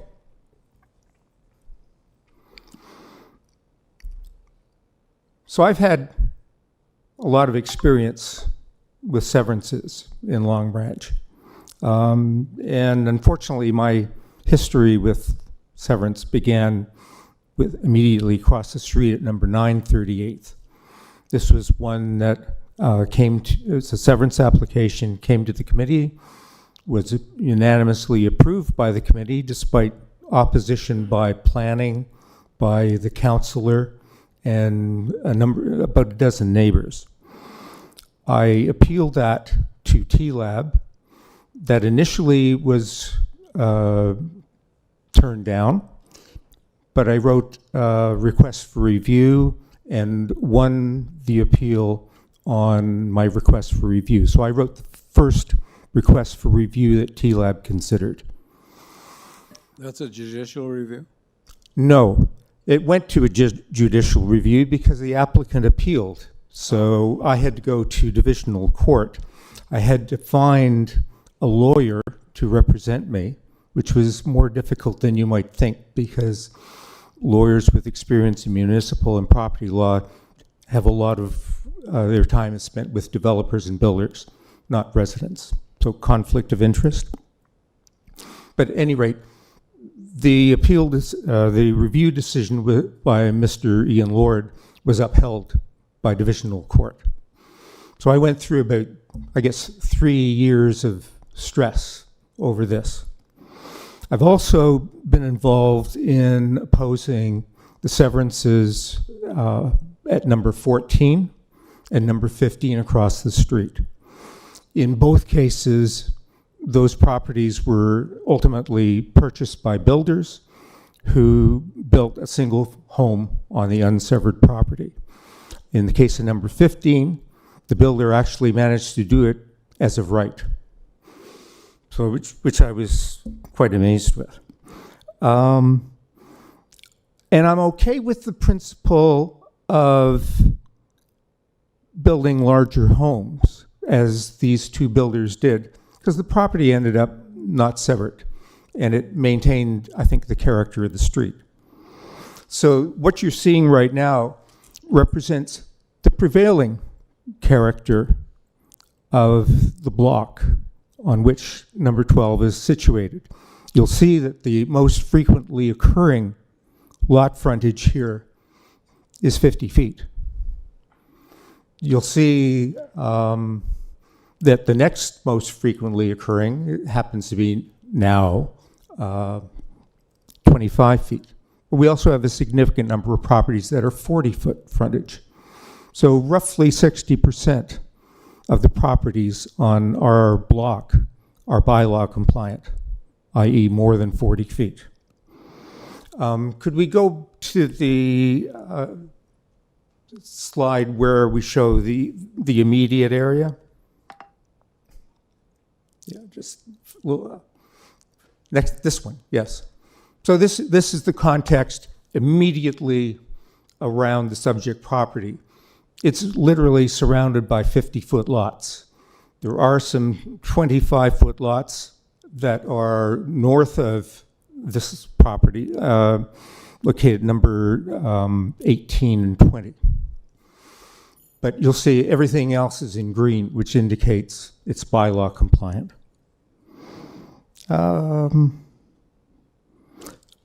If we scroll, I think we have to scroll up to see the neighborhood context. Okay, well, back down, down. Within my study area, which had 345 properties, the prevailing condition here is 50-foot frontage by a considerable margin. And in policy 4.1.5 of the official plan calls for compliance with the prevailing conditions, and the policy also defines prevailing as most frequently occurring. So I believe what I'm showing you here is the prevailing condition, and that the prevailing condition does not support approval of this application. So I therefore ask you to refuse. So do you have any questions? Yeah, thank you. Questions, comments? No? Okay, no question, no comments, no questions. Okay, thank you very much for your time. Thank you, Mr. Jamieson. We'll next call on Simon de Groot. That's me. I know. Popular.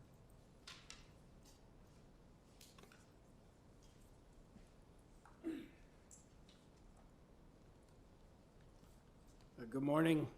Is this still on? Yeah. Simon de Groot, 22 38th Street. I'm 4 houses north of the proposed project.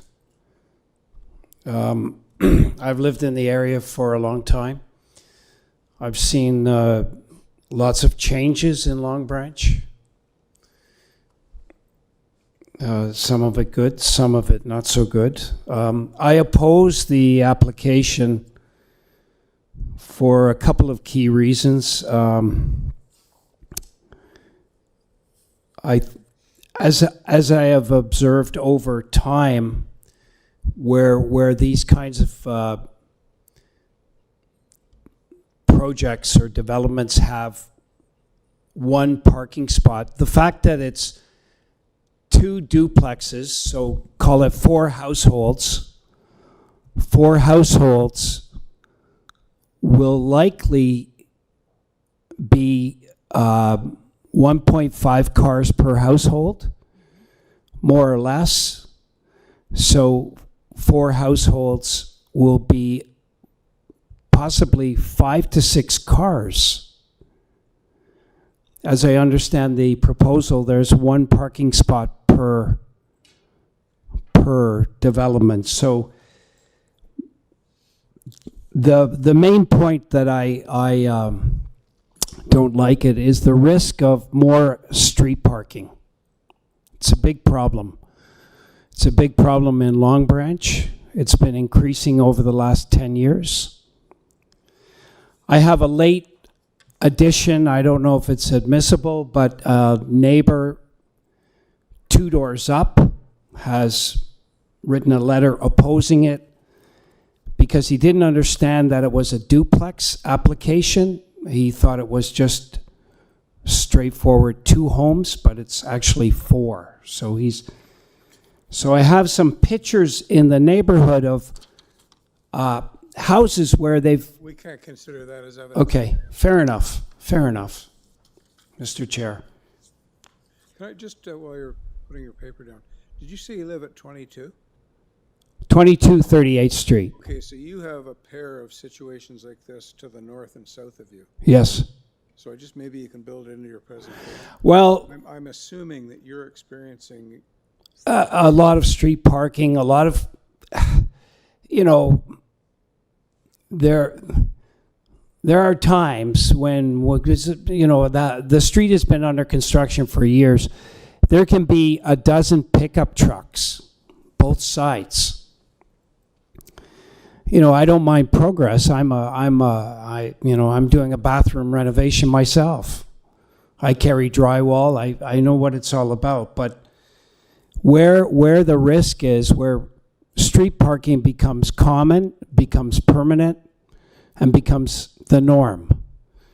And we see this on James Street pretty consistently, that both sides are permanent parking. So there's one channel to go through the middle. And that becomes a problem when it's really long. So you're playing chicken with a car down the road. It's a safety issue. I know I have 1 minute and 28 seconds, so I'm going to sum up. As I have observed in Long Branch, over the last 10 years, there's a simple equation that's happening with the development. More units equals more cars, equals more street parking, equals more congestion. Thank you for giving me the opportunity. I hope you can make a good decision. Thank you. Okay, just before you leave, are Yes, there sir. any questions or comments for Mr. DeGrooth? No?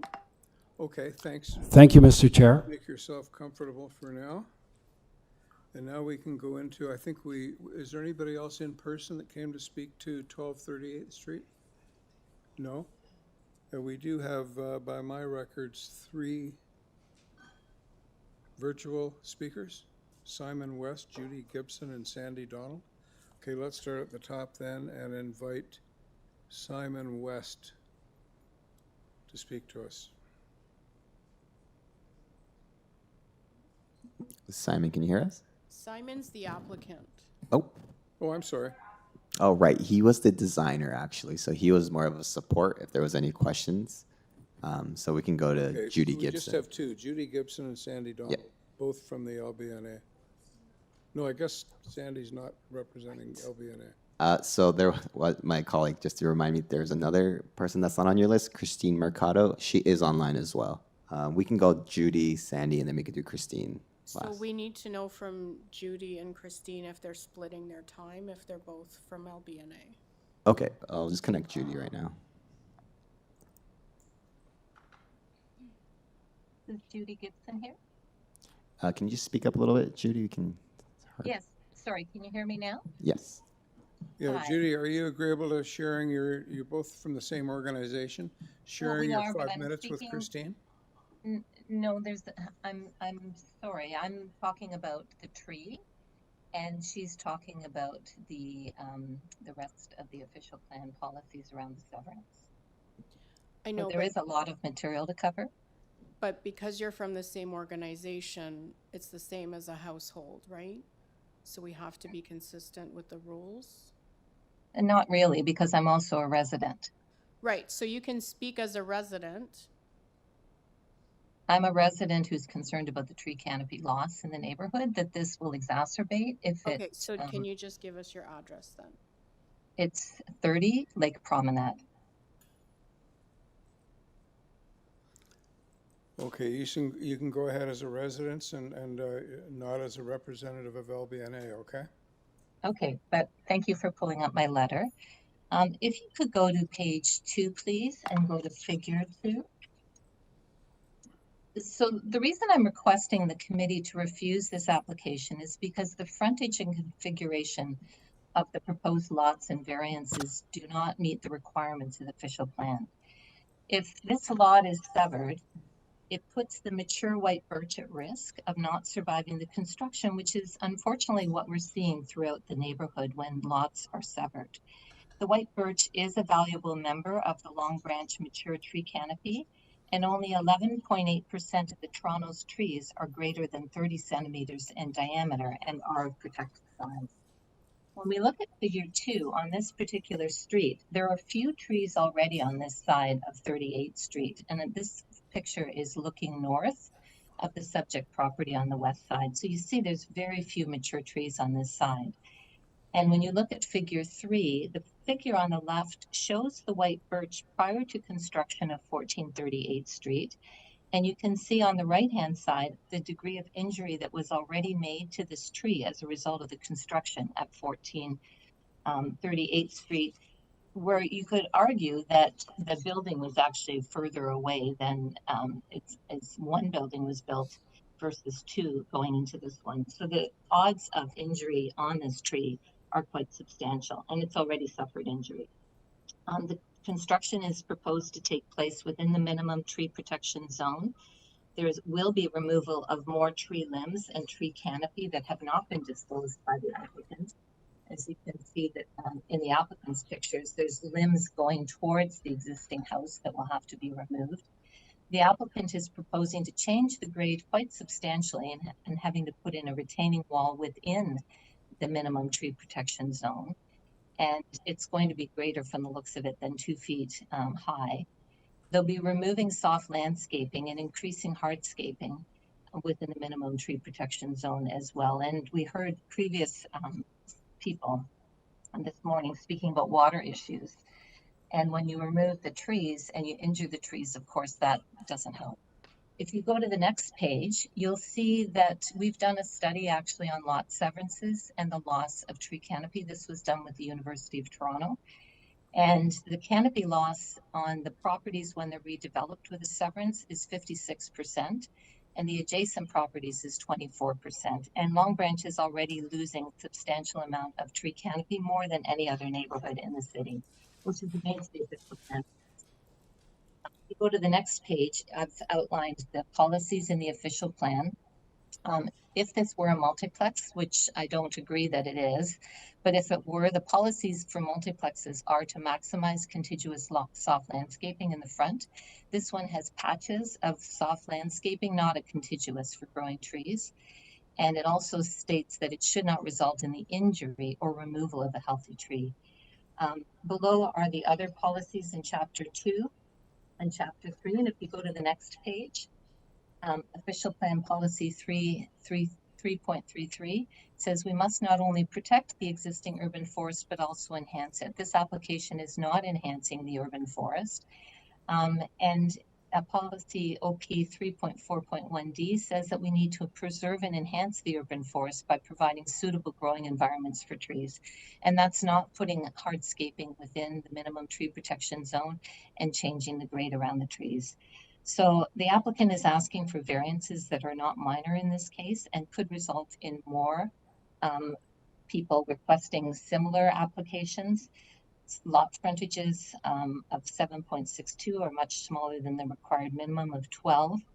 And so therefore, my perspective is this application fails the criteria for consent and fails the 4 tests in that it's not appropriate for the development of the land, as other development can take place without severing the lot.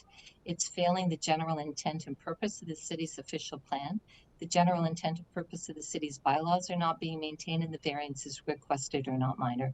Urban Forestry has put in a condition number 1. I actually spoke to them. They did not attend the site. So this is a city tree, so they can turn down a refusal to injure.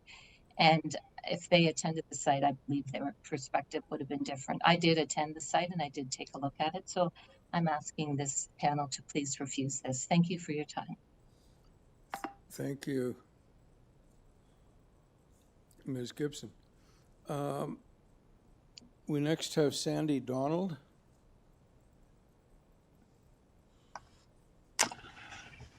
Yes, my name is Sandy Donald. I'm from 3436th Street, only 2 streets over. I've actually lived in Long Branch since year 2000. This application is to take a property that is compliant with the bylaws and official plan, turn it into 2 properties that are not compliant with the bylaws and official plan and is not minor and will set a precedent for future lot severances. On Toronto official plan intent, under healthy bylaws, under healthy neighborhoods, 2.3 point basically, it repeatedly talks about preserving the shape and feel of our neighborhoods. The policy statement repeatedly states stable and reinforced neighborhoods at least 18 times. The official plan neighborhood is for development to be stable and reinforced neighborhood. This application would unstabilize the neighborhood by setting a precedent for lot severances. No change will be made through zoning, mining variances, consent, or other public action that are out of keeping with the physical character of the neighborhood. This applies to this application. For the Long Branch zoning bylaws, the intent. The original zoning bylaws was passed by the Village of Long Branch in 1957. The council at that time passed the bylaw that included minimum lot frontage of 40 feet or 12 meters. And supporting bylaws. They picked the 40-foot width despite the number of 25-foot properties that existed at the time of creation of bylaws. Of the current laws under 40 feet, about 85% are from before the bylaws that when they were put in place. The zoning bylaw was a deliberate intent by the council to maintain the 40-foot frontage or wider for future development of the village. And actually that is cited right out of the original thing. 3 elected councils have had a chance to change the zoning bylaw for Long Branch neighborhood, and they have decided not to. Long Branch character guideline intent.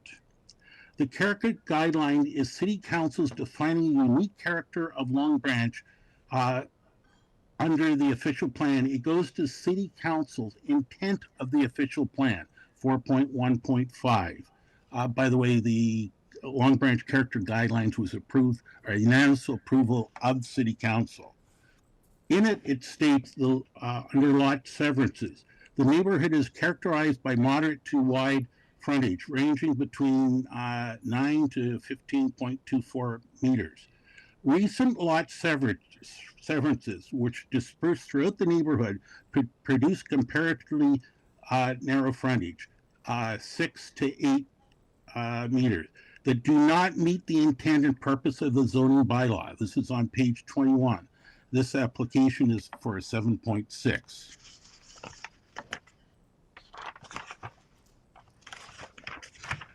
Precedent on bylaws and official plan. When exceptions become a precedent, then the precedent is used to justify more exceptions.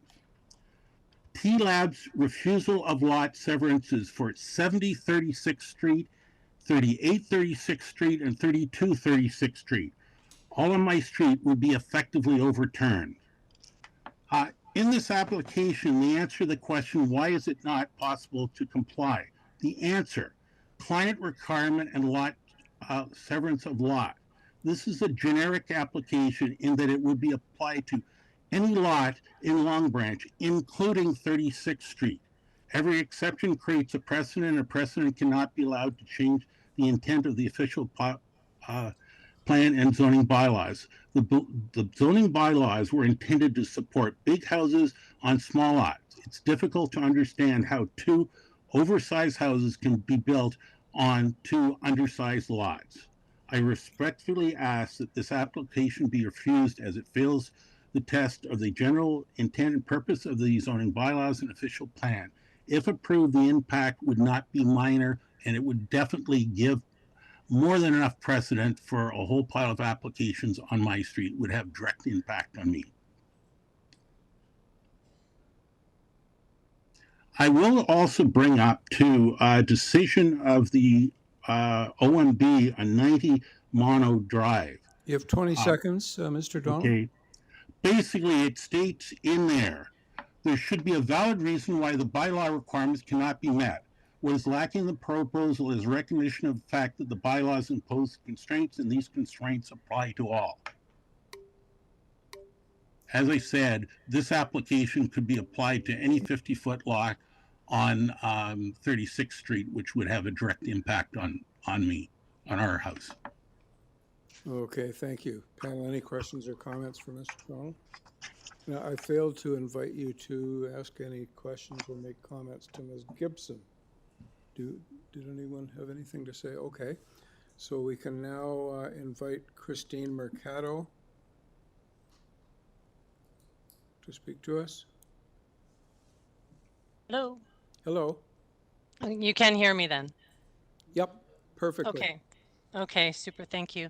If we can, oh, thank you. We've now gone to page 1 of my letter. So, Christine Mercado, I'm the chair of the Long Branch Neighbors Association, and I'm here to request that this application be refused because it fails to meet the 4 tests. So, I have the applicant is preferred to put this in as a duplex application. Therefore, OPA 649 applies, and we disagree that this application meets that policy. So 649 policy B states that multiplexes are permitted in neighborhoods, providing that it meets the following conditions, which includes prevailing size and configuration of lots. It doesn't say in significant numbers. So all the material that Mr. Jameson has provided, the applicant has provided, you'll see it on page 6 and 7 of our letter. It all states the same thing, that the prevailing lot configuration in the adjacent lots, the immediate context, and the broader context all agrees that the prevailing lot configuration is bylaw compliant. I'm with Ms. Gibson. I don't agree that this is a duplex application. I have included the definition of duplexes and housing and single detached housing with secondary suites on page 2 of our letter, and that's highlighted in yellow. And it quite simply doesn't meet those definitions, and therefore FSI should apply. So we come to the decisions. So the decisions in the immediate context and the broader neighborhood. We have 9 TLAB decisions and 2 COA decisions as recently as last month that refused applications of this nature, which create 7.62 meter lots, which was outlined by Mr. Donald as not being compliant with the Long Branch Character Guidelines, which states that that doesn't meet the intent and purpose of the bylaw. So I've listed all 9 of those TLAB decisions and the 2 COA decisions. And then there's a map showing their context on page 20. So and it shows what Mr. Jameson was talking about, that everything around in the abutting properties, all the decisions have said this does not fit. And it wasn't just about lot configuration, it was about the variances as well.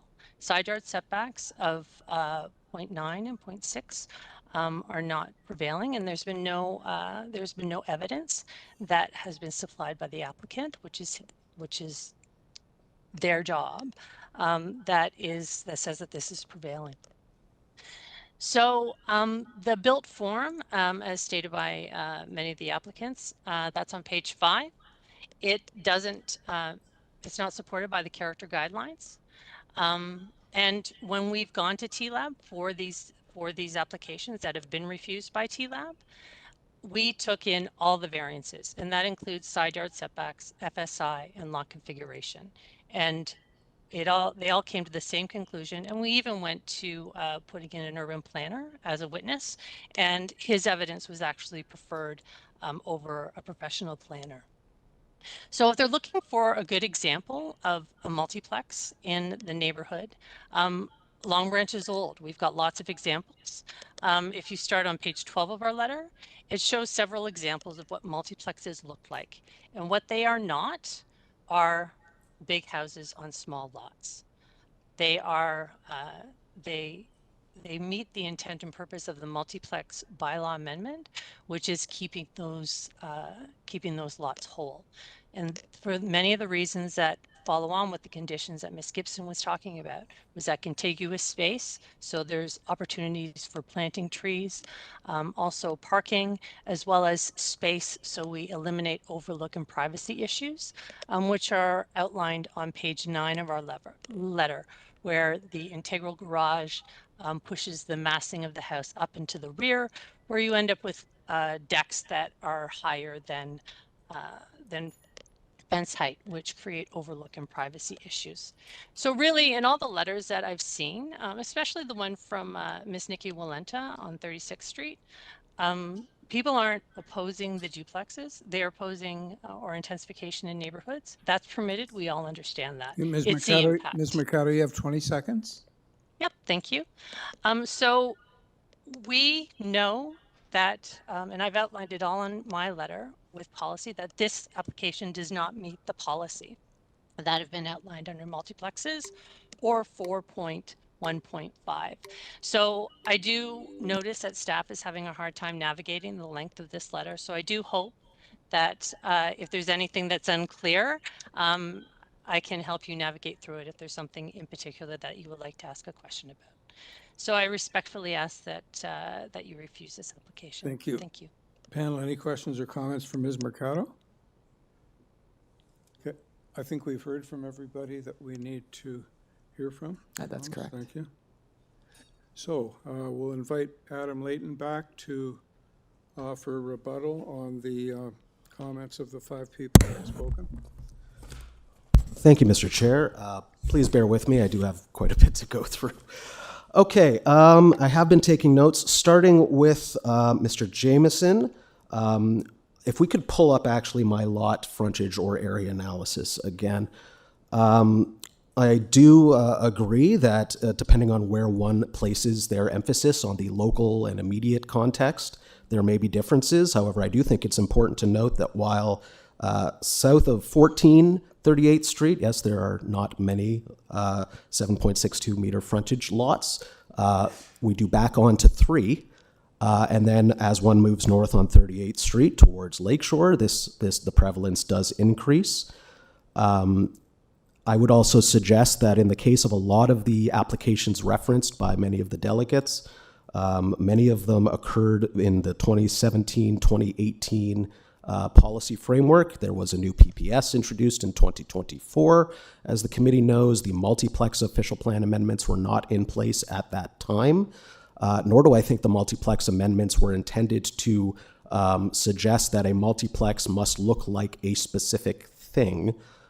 So while I am cognizant that historically multiplexes may have taken a certain form, I think part of the rationale, in fact the stated rationale, of the OPAs for multiplexes adopted by City Council was to allow more flexibility for these types of soft intensification and missing middle housing to occur across the established neighborhoods.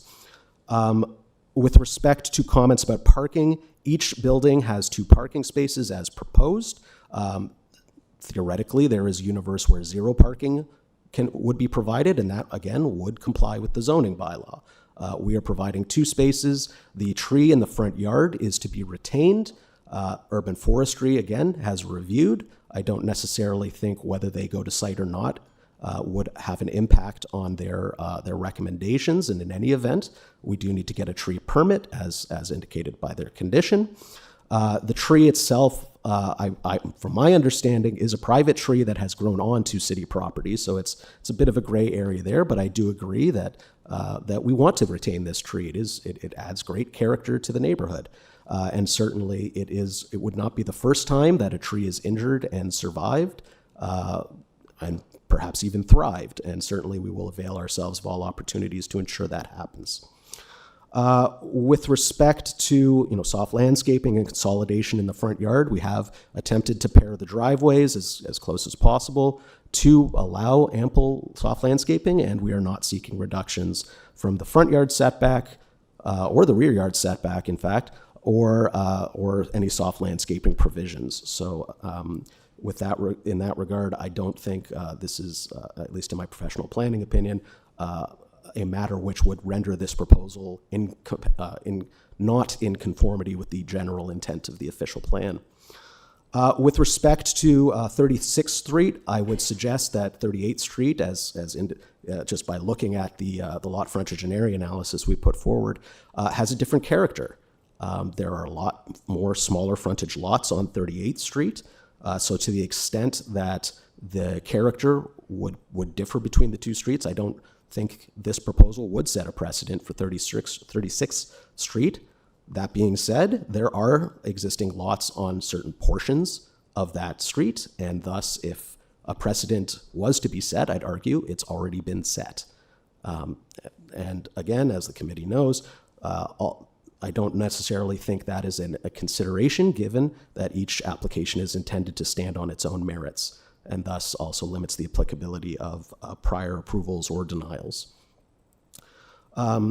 I would also note that the official plan preamble to the neighborhood designation makes it clear that neighborhoods are to remain stable but not static. It is intended that growth will occur over time in a manner that is compatible, and compatible does not mean identical. It means it's able to coexist harmoniously, and as indicated by the lack of opposition by city planning staff, and certainly in my opinion as a professional planner, the proposed severance and the proposed buildings would be compatible and do meet the 4 tests. I'm not sure where the statement or position comes from that these are not duplexes. We have had a zoning review. The zoning variances that are being requested are on the basis of that zoning review, granted with a waiver Mr. Layton, you have 10 seconds to wrap. To add a little construction tolerance. And lastly, I would just point to well-established jurisprudence you might be aware of with respect to what constitutes character from the Hollywood decision. If you'll give me an extra 10 seconds, just states that the board's overall conclusion is that the OP policies, the Toronto official plan policies, do not support a view that suggests that a majority of the lots in a neighborhood must meet a particular lot frontage standard before they are considered to form part of the fabric of that community. And this was specifically to a severance in North York to create 7.62 meter lots. Thank you. Okay, thank you. Just before you go, panel, questions or comments for Mr. Layton? Yeah. I think it was Mr. Jameson in his evidence noted he had a listing, had a listing of applications that were refused. And one of them were 14 38th Street, and you've shown that on your map still as 15.2. Do you know if they went back in or they? I'm not aware. I believe it's just been reconstructed with a detached dwelling. Okay. And in fact, that's what's shown on our streetscape I was image. just going to note on that, that was the 2021 application, but Correct. as you noted, 2024 has changed everything. Yes. Thank And you. I guess what I might also add is I don't believe you can draw a negative inference from the fact that another application which had different variances or where an owner did not seek a lawyer and defend would apply in this case. Again, Correct. Thank you. Yeah, thank you. Anything else, panel? Okay, thanks, Mr. Thank you. Layton. Okay, let's go into committee then. We've got a lot of evidence to consider here. So if somebody wants to cobble some thoughts together. I was cobbling some thoughts together. So I'm leaning towards supporting the planning recommendation to approve this application. And I know too, from the presentation from the chart from the resident at 10, that showed the 144 properties with lot sizes over 50, but then he divided the under 50 into 3 sections, and if you actually add up the properties under 50, that's the prevailing characteristics of 199 properties under the 50 lot size as opposed to the 144 over. I do believe that the prevailing characteristics are lot sizes that are under 50.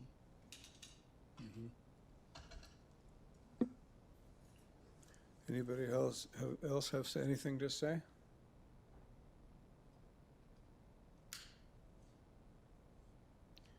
I was struck by Mr. Layton's remark about the evolution of policy. It's very different now than it was in 2017, 2018, with the EHON and the new OPA and the bylaw, et cetera.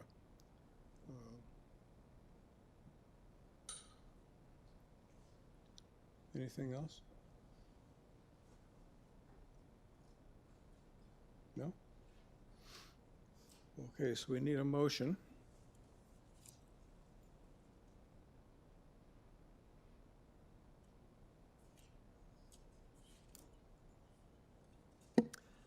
With that, I'd like to move a motion for approval for the consent and variance applications, as I do believe the applications meet the 4 tests and subject to the March 19th, 2026 Environment, Climate, Forestry Condition Number 1. Thank you, Mr. Dalton. Is there a seconder for Mr. Dalton's motion? I'll second that. Thank you, Ms. Ruddock. All in favor? That's unanimously approved. Thank you, Mr. Layton, and thank you, speakers.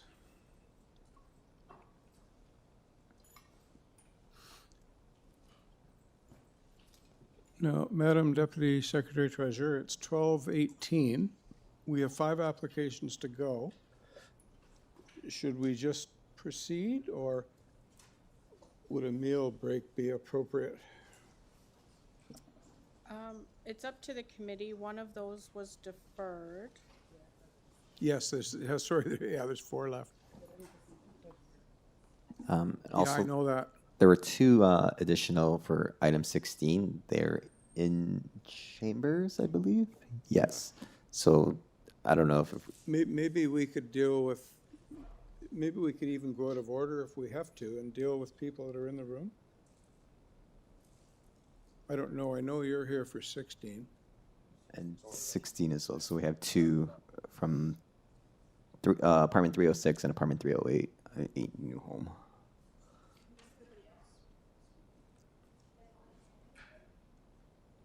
Sure. Yeah, that'd be good. You don't even need a break? Then let's keep going then. I'm good with that. Oh, yeah.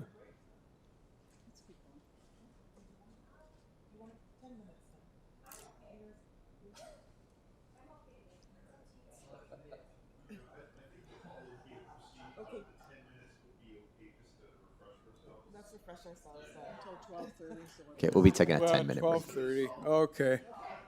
Sorry, Andrew. As you said that, my bladder was like,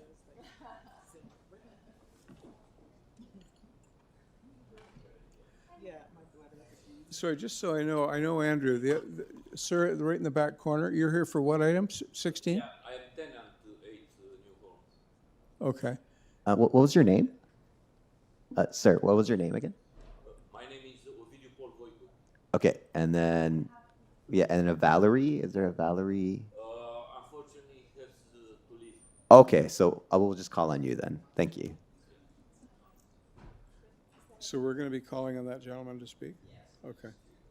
And what about, sir? Yes. Yeah, you're here for what item? 61 BURNHAMTHORPE, 15, just going over. Oh, the next one. And ma'am in the back? 18, 417 Blair. 417, okay. Sir, are you going to be speaking? Are you?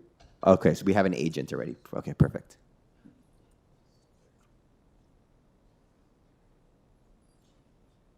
That's item 18. Sorry, is the lady an agent? No, the agent's David Eagleman. Oh, okay.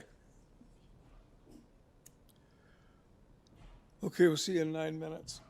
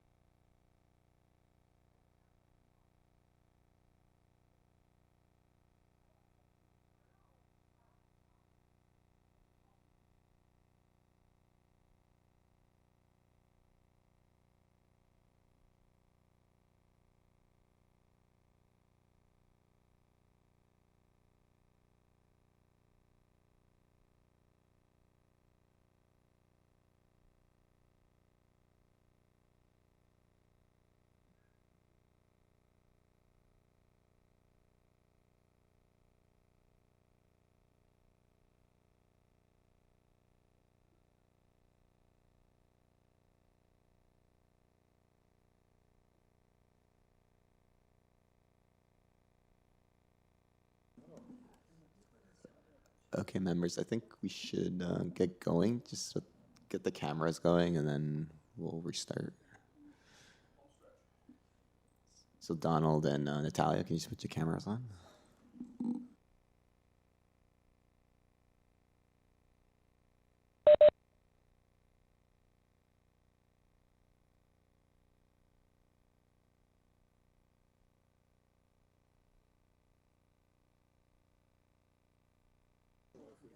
Sorry, Don, your camera's still off. Donald? Or you're resuming? Yeah. Yeah.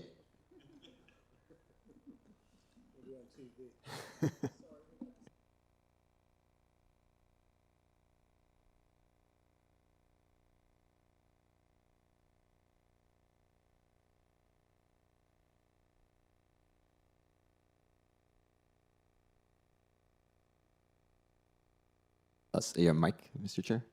Microphone? Perfect. Sorry. 61 Burnhamthorpe Crescent. This is a consent and 2 revised notices for minor variance. This one has a long history.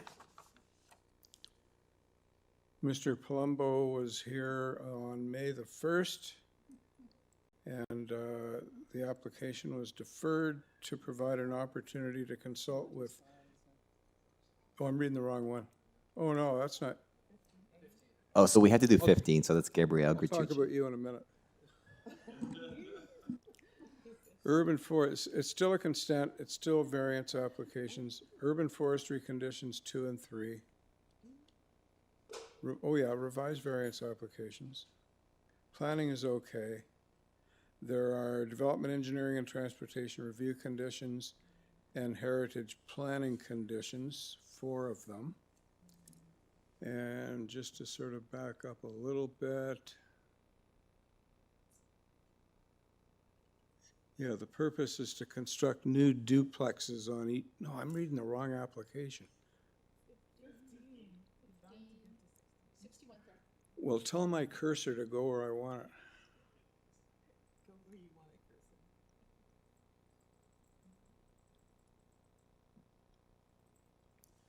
Obtain consent to sever the property into 2 undersized residential lots.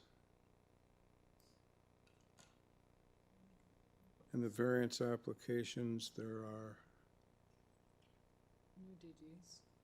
wow, 7 variances. And I think I read all the other stuff right. Did I get it right? Awesome. So let's hear from Gabrielle Gaducci, the agent. Good afternoon, committee. My name is Gabriel Gaducci from Geometry Design. Could you speak up a little, please? Stand closer to the microphone, turn the volume up. Yeah. Can you hear me now? Oh, yeah. Yeah, okay, good. Just gotta get closer to my laptop here. Yes, Gabriel Guiducci from Geometry Design. I'm the agent for this application. Okay, go ahead. Yes, the proposal is to consent the severance of our property into 2 undersized residential lots, and proposing the construction of 2 homes on each individual parcel.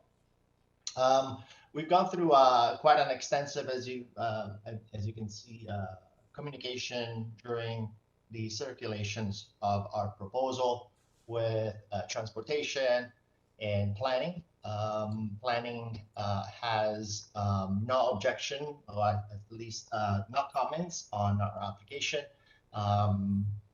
supporting and agreeing that the minor variances pass the 4 test under subsection 45(1) of the Planning Act.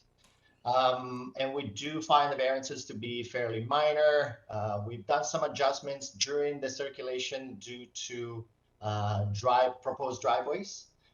We have actually a response from transportation approving the changes that we have ultimately submitted. That's why there was some revisions done to our proposal, which has led the variances that we had at the very early stages submitted be increased slightly. That was just the building heights. We have communicated that change to planning to see if they had any comments or concerns with our changes. Again, I got an email back from planning, community planning, stating that not concerns or changes to their report was going to occur. We have spoken to neighbors. We have received a support letter, which might have been submitted late. It is from 65 Burnhamthorpe, is the property just south of us. My client has spoken also to the neighbor on the north side, Mr. Angelo, and he and I had a conversation regarding some of his concerns, which mostly had to do with grading. I've explained to him some of the challenges of have experienced with this site, given it's sort of like sloping towards the back of the property. But I've addressed that comment. I've said that we do have a surveyor and a grading plan will eventually have to be approved by the city of Toronto. I don't think there is much I can speak of in regards to the variances unless the committee would like me to explain some of the variances and how they have occurred. I did submit a justification letter explaining how all the variances are being interpreted. Again, I do believe that these application meets the 4 tests and the requested variances are minor. And I can also say that given the size of the properties, as you can tell from this site, are quite large in extent. Obviously, we have a small front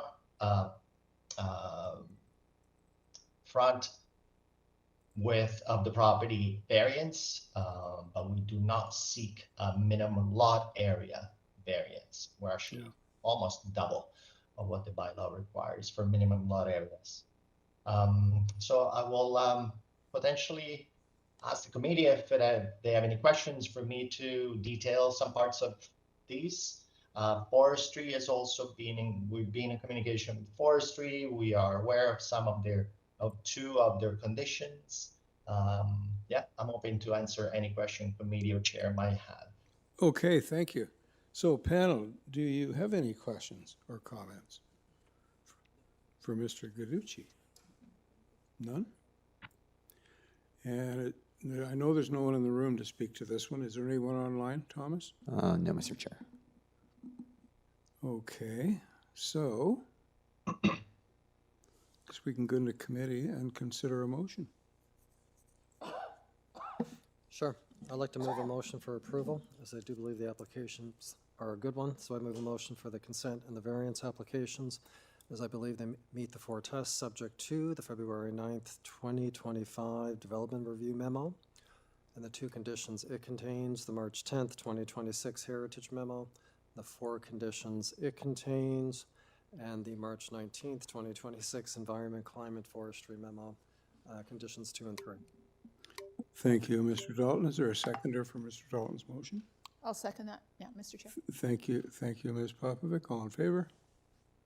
That's approved unanimously. Thank you, Mr. Guiducci.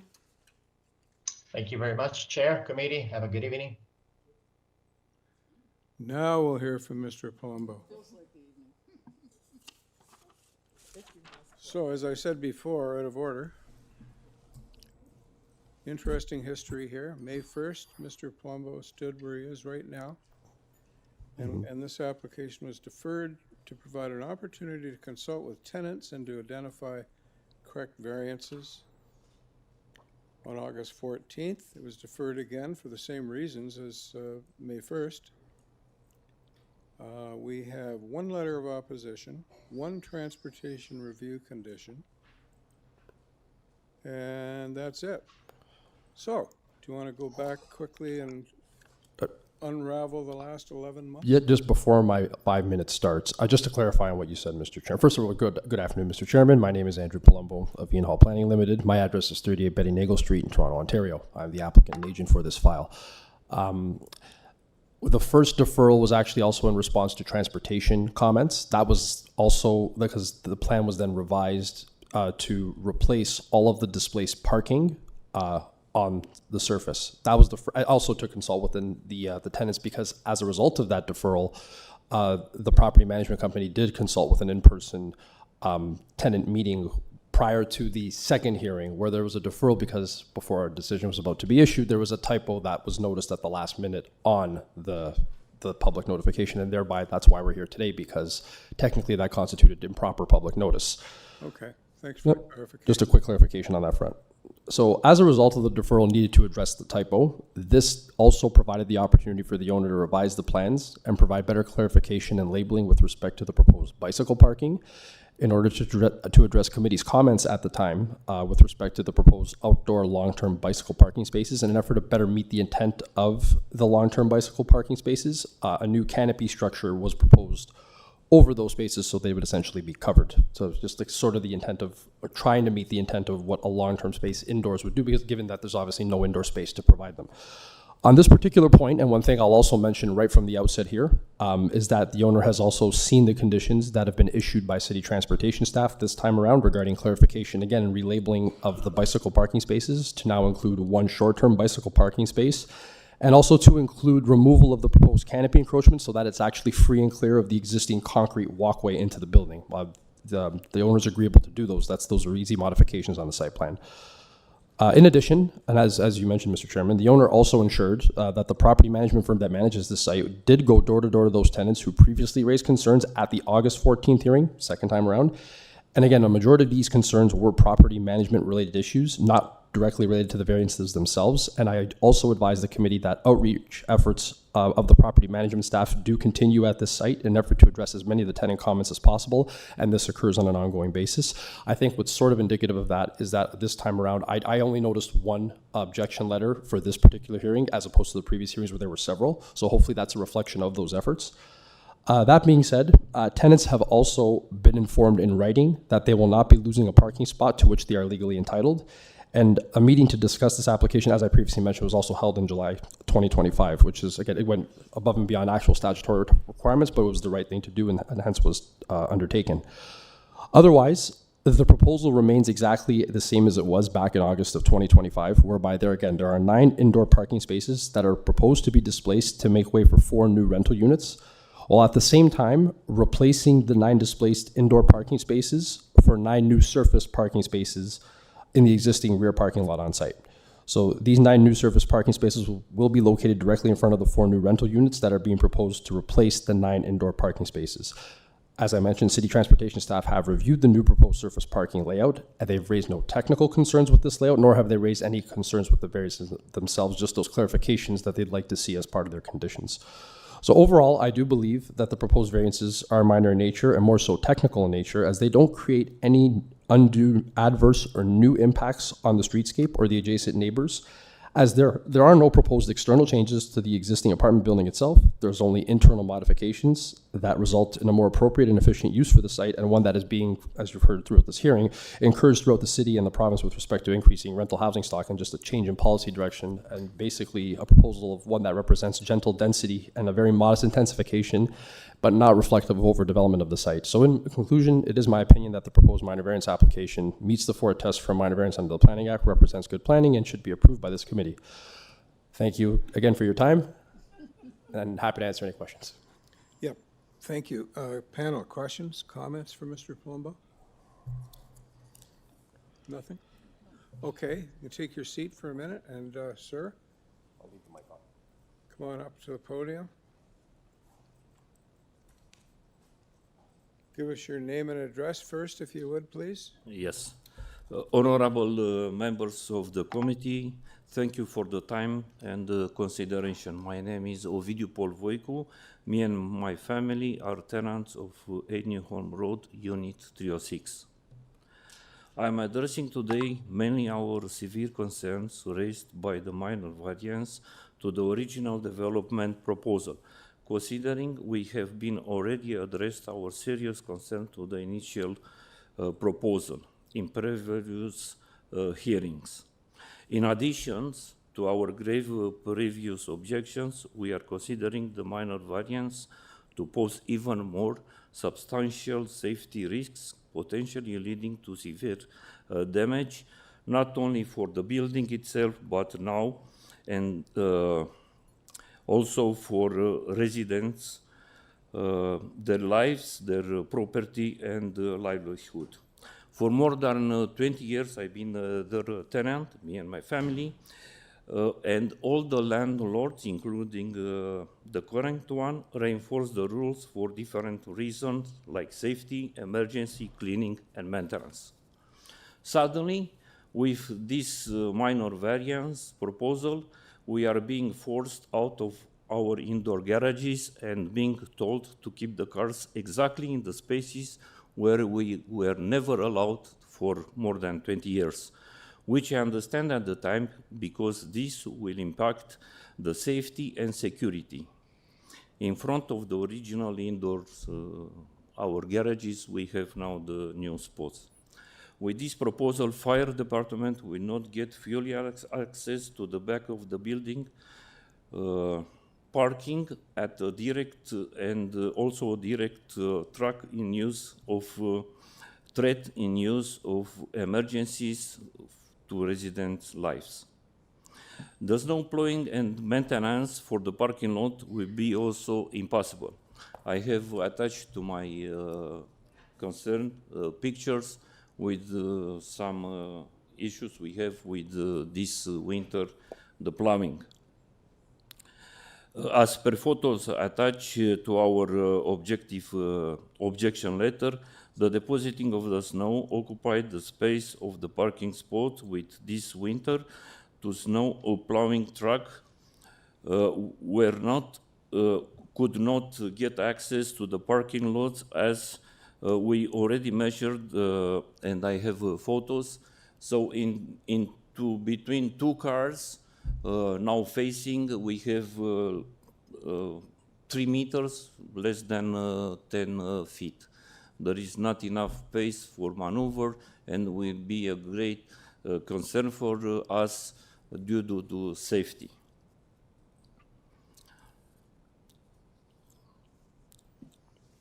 For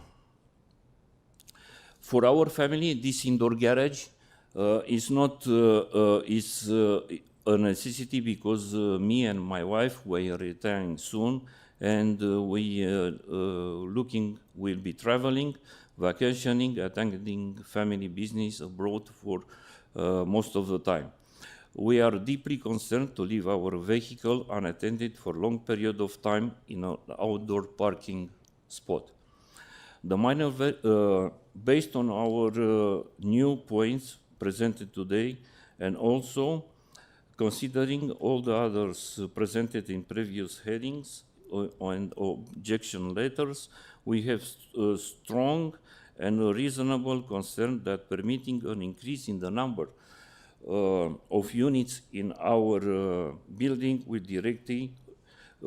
directly lead to exacerbating existing issues with the buildings, old plumbing, old furnace and electrical system already struggling and not being able to withstand additional load.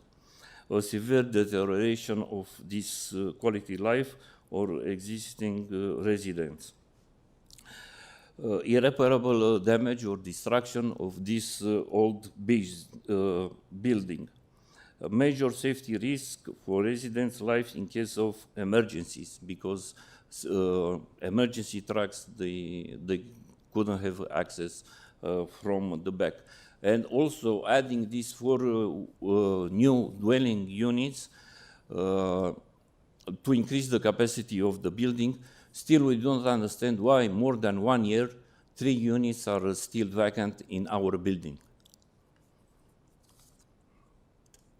Okay, so you just have a few seconds if you can wrap it up. Yeah, so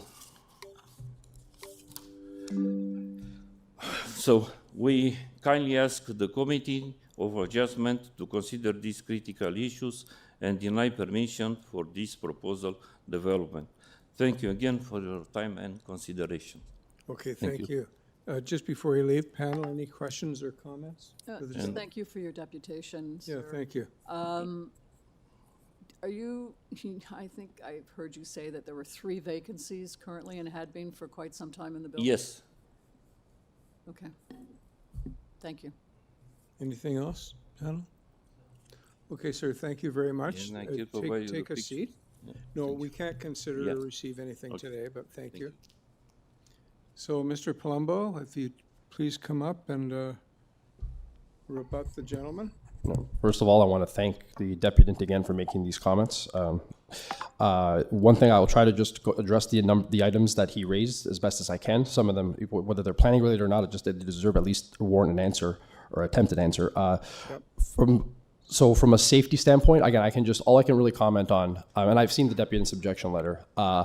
Transportation staff is the city division that reviews this type of application for technical feasibility, safety, snow storage, that type of stuff.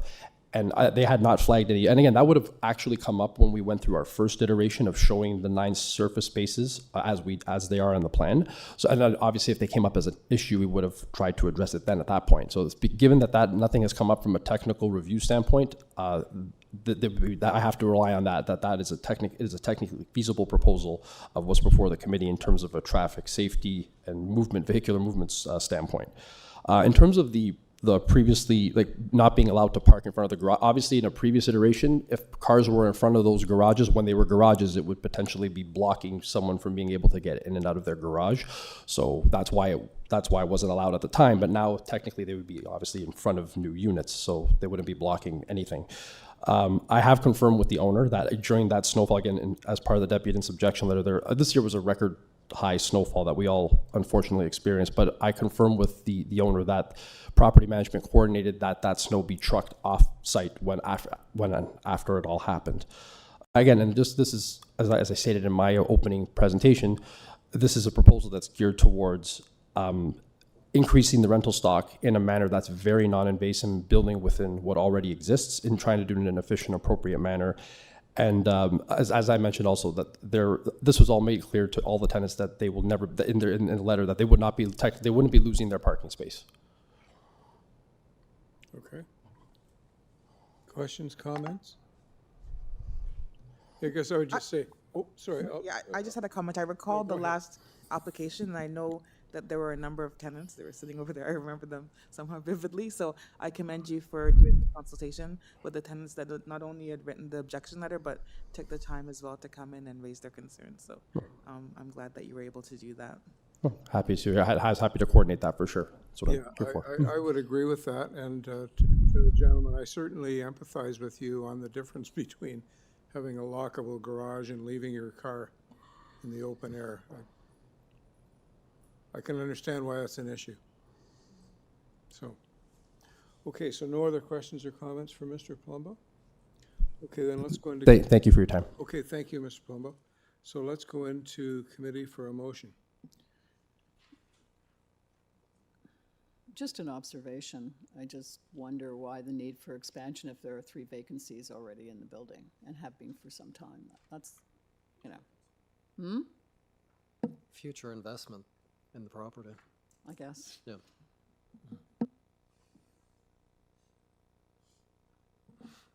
So with that, I'd like to move a motion Or for... are you just making that observation? Just making the observation. Yeah. Okay. I would like an answer to that, Mr. Plumbo. Would you? If you could answer it. Mr. Palumbo? Could you just tell us why you need 4 more units when you have 3 vacancies in the building?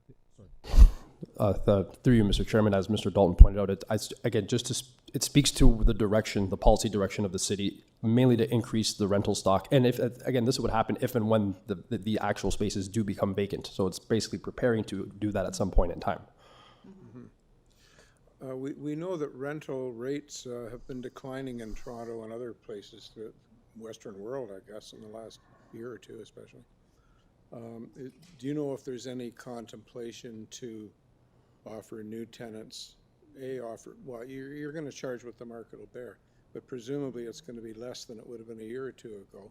That's something I would have to confirm with. I don't have the answer to that. And would rent adjustments be applicable to existing tenants as well? I'm not 100% sure of that. Yeah, that's kind of a fairness question. Appreciate you can't answer it. but Oh, and I don't want to say yes or no, and at least No, not to have yeah. the research or like the basis to go with that. That's the last thing I do. I Yep. don't want to mislead the committee. That's fine. Oh. Oh, yeah. Oh, thousands. No, absolutely. Okay, thanks. That's good. Thank you. So let's go back into committee for motion. So I'll give it a whirl. I'll move a motion for approval as the application has clearly been working with city staff and the residents, and it's a much improved application. And based on the evidence provided, move a motion for approval subject to the March 17, 2026 transportation review condition. Thank you, Mr. Dalton. Is there a seconder for Mr. Dalton's motion? Oh, it was on. I'll second that. Thank you, Ms. Ruddock. All in favor? Opposed? Whoa. Okay, the motion to approve carries by vote of 4-1. Thank you, Mr. Palumbo. Thank you, sir. Pardon me? You can't. You're what they call a third party, and you don't have any right to appeal. I guess, could he speak to his counselor and ask for intervention from Madam Deputy Secretary Treasurer? Does the gentleman have any recourse through another party to appeal? Personally, he doesn't. Yeah. He could ask the counselor, but I have not seen any in a really long time. Sorry?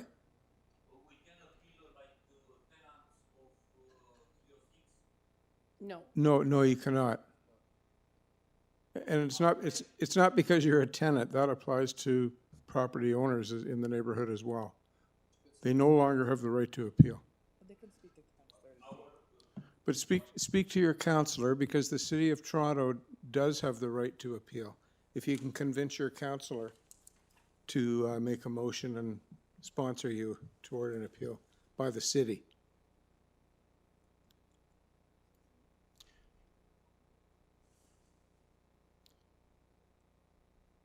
Okay, item 17 was deferred. We're moving on to item 18, which is an application for consent and 2 minor variance applications, 1 application for each of the proposed parts.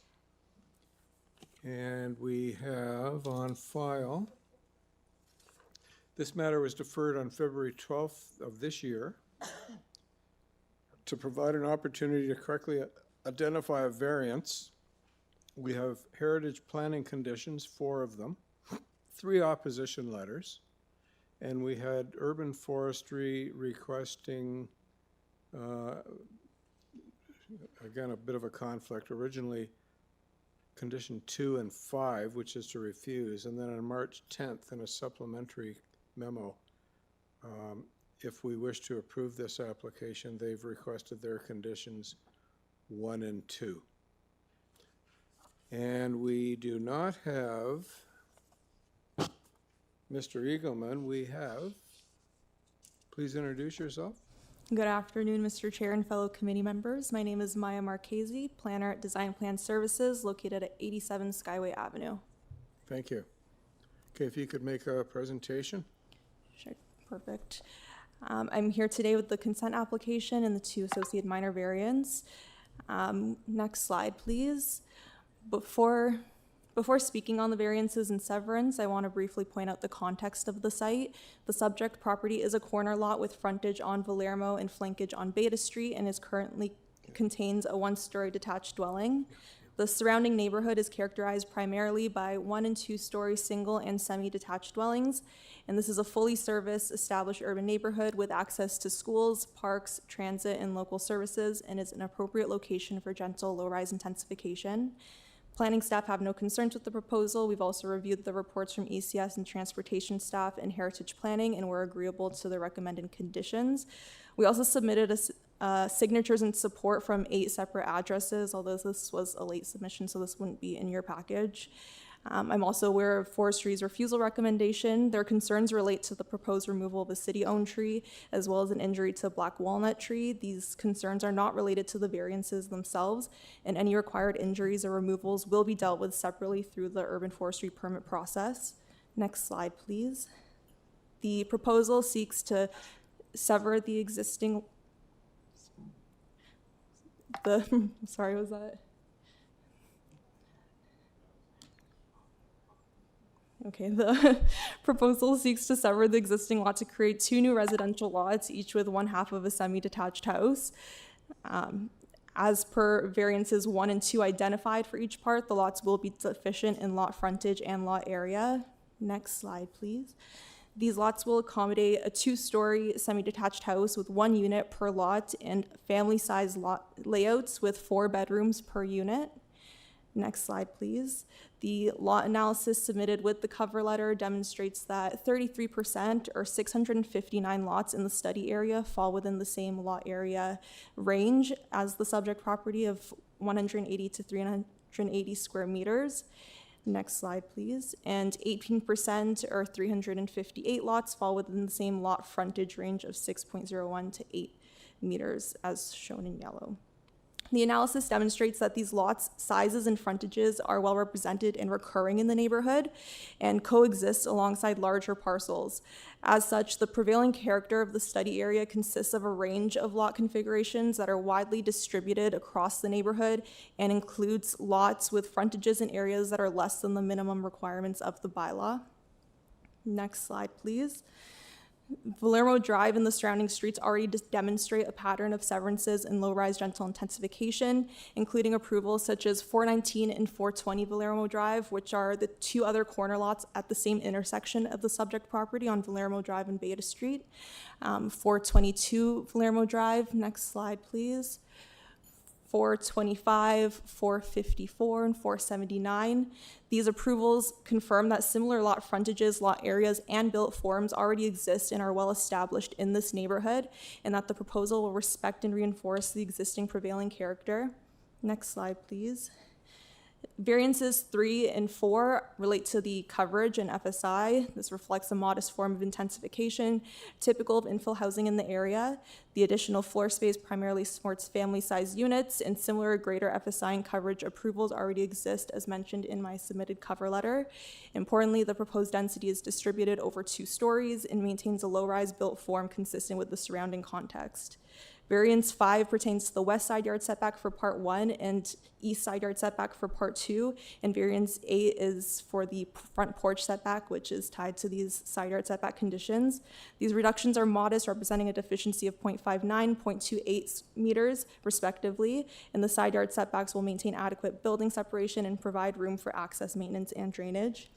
Variance 6 is related to the building height. We're requesting a 0.5 meter increase, which is minor, not anticipated to create any shadowing, privacy, or overlook impacts beyond what the bylaw contemplates, and is consistent with the recent approvals, including heights exceeding 8.3 meters and up to 9.6 meters.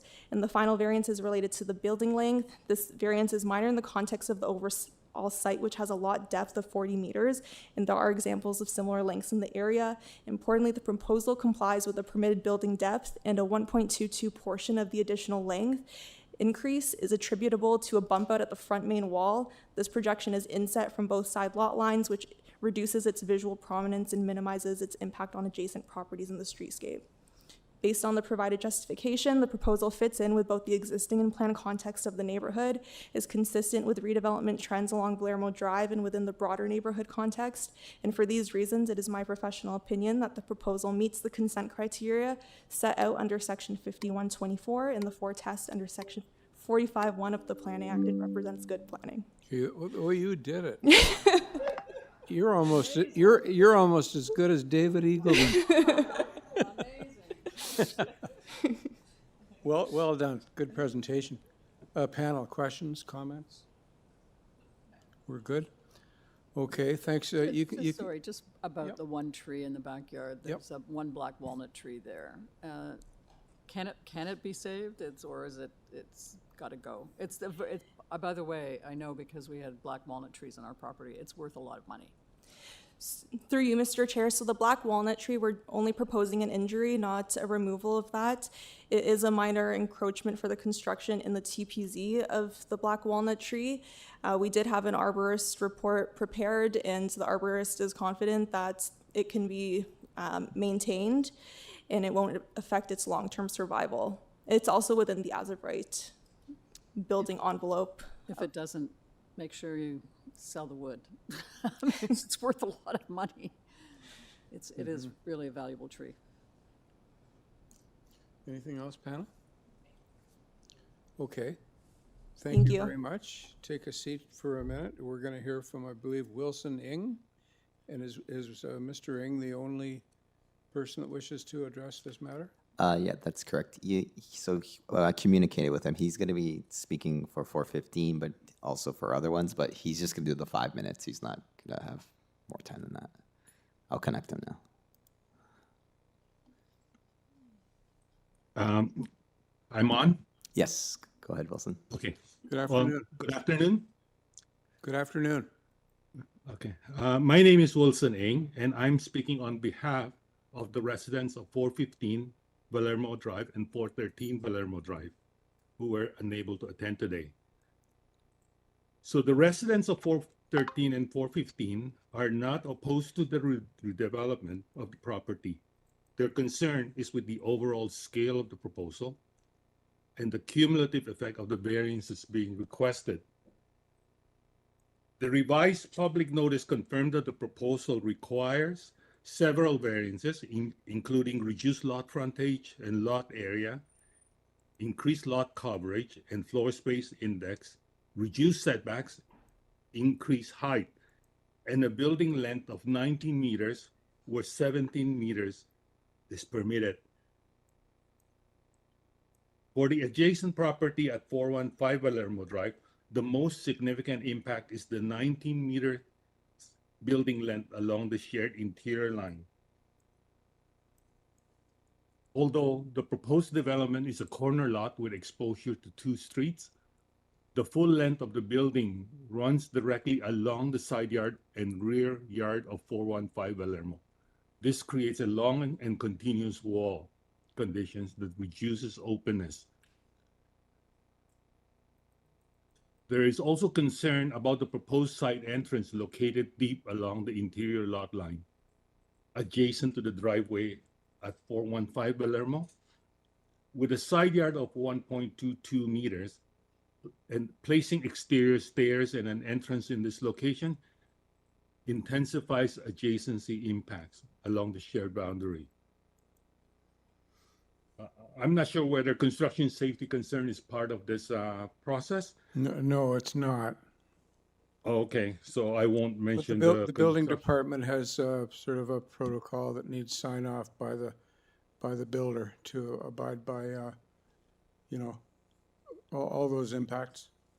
Oh, okay, because we were concerned about the soil erosion, soil movement. Yeah, again, this committee doesn't deal with that, but it's part of the building permit review process. And any mitigation required would be a building permit condition. Oh, okay, so I won't mention that then. Yeah.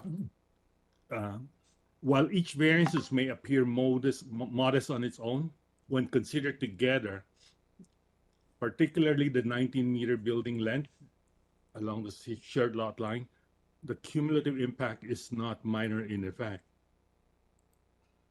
So for these reasons, 413 and 415 Valermo respectfully request that the committee not approve the variances. However, if the committee is inclined to consider approval, they respectfully request that the building length comply with the 17 meters maximum and that the interior side entrance be removed or relocated in order to reduce the adjacency impact. Thank you for your time and consideration. Thank you, Mr. Ng. Panel, any questions or comments for Mr. Ng? No? Okay, it's rebuttal time.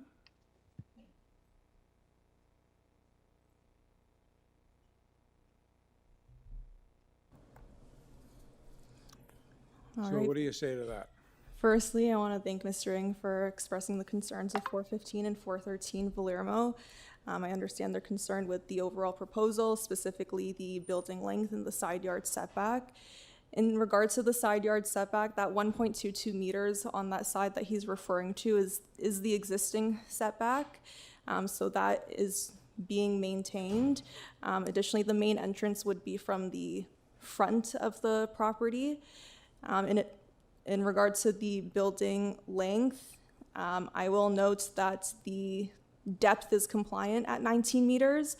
So where the rear main wall is compliant to be there. It's just the length. So if we were to take off 2 meters from the front of the building, that depth that goes past the adjacent dwelling at 415 is compliant. And I think I went over the rest of the variances through my presentation, and I hope that was helpful to those residents to understand our justification for the overall proposal. Thank you. Okay, thank you. Comments, questions, panel? No? Okay, thank you. Thank you. I think we can go into committee then for a motion. And if anyone's contemplating an approval motion, I would just suggest that regarding urban forestry, you just make it conditional on urban forestry conditions and let planning staff sort out the conflict that currently exists in their communication with us. Yes, We so don't with know that, if it's 2 or 1 and 2. yeah. So with that, I would like to move a motion for approval, as I do believe the consent and minor variant applications do meet the 4 tests, subject to the March 10th, 2026 Heritage Memo and the 4 conditions it contains. And then as well, there's the January 26, 2026 Tree Protection Plan Review and March 19th, 2026 Environment, Climate, and Forestry Conditions. And I'll let them battle out which ones they want to apply, because I'm not clear. It's one battle after another. What's You that? said the ECS ones, right?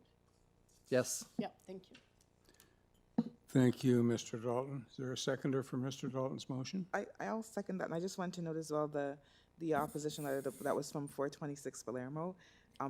The main concern there was around the walnut tree at the back, and I'm happy to hear that the proposal is to retain it, and I noted too in the arborist report. So I'm happy to second it. Okay, all in favor? That's approved unanimously. Thank you. Congratulations. Well done.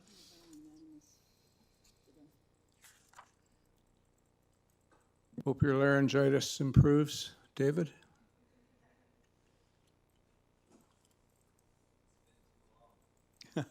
Yeah.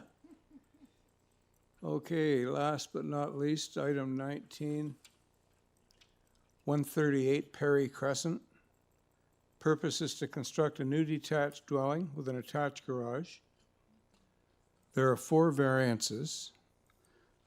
This application was deferred on January 15th of this year to provide an opportunity to consult with urban forestry and the neighbors. We do have 2 letters of opposition, and we do have urban forestry recommending initially refusal, but in their more recent communication, so we will have to treat this the way we just treated the other one, if there's a conflict.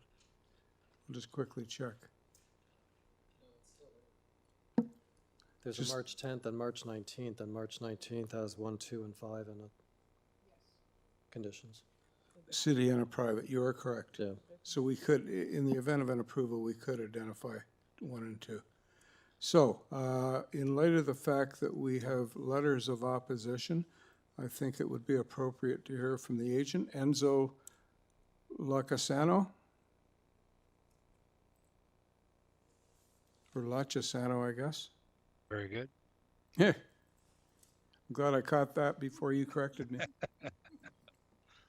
So good afternoon, committee members. Mr. Chair, my name is Enzo Lacasano from ArchTWG at 1245 Caledonia Road in Toronto. Okay. Would you like to tell us the story behind this application? Sure. So this application was heard on January the 15th, where we did request a deferral to work with forestry and the surrounding neighbors and planning department. With the planning department, we actually resolved those issues before the first hearing, which was to reduce the coverage to be within the sort of common coverage that was in the area. We did a study of 10 properties on Perry Street, and we found that the coverage is well within what's been approved in the area, and the FSI that we had requested is much lower than most of the FSIs that were approved in the area, that ranged from 69% down to 36%, which was at the low end, but most of them were in the 60s and 50% zones. With regards to the neighbors, my client was very diligent and met with the 4 neighbors at 136, 140, 142, and 38 Gulf, which I believe is at the rear of the property. We were able to resolve the issues with 136 by providing privacy glass on one of the windows and saving the trees that are currently between the 2 houses. And we also spoke about water runoff, as we would try to send the majority of roof water with the rainwater leaders towards the front, which currently has a sort of rainwater ditch that the city has provided across the front of these properties. Now, the other neighbors, we went through and removed the pool at the back of the property, and also the slab where we were going to put a sort of lounge area, because they were worried about privacy and water runoff, and forestry and had also requested that we try to save those trees. So in order to save those trees, we did remove the pool in the rear, plus the slab at the rear for the lounge area. We made every attempt with forestry with regards to saving as many of the trees that were originally we were going to cut down. But the one in question is I think the big oak tree at the rear, which there is no way, because of its size and its location of being right in the middle of the property, there was no way to design around it. Like even the existing house, I don't know if staff wants to put up the site plan. The existing house is already in its protection zone.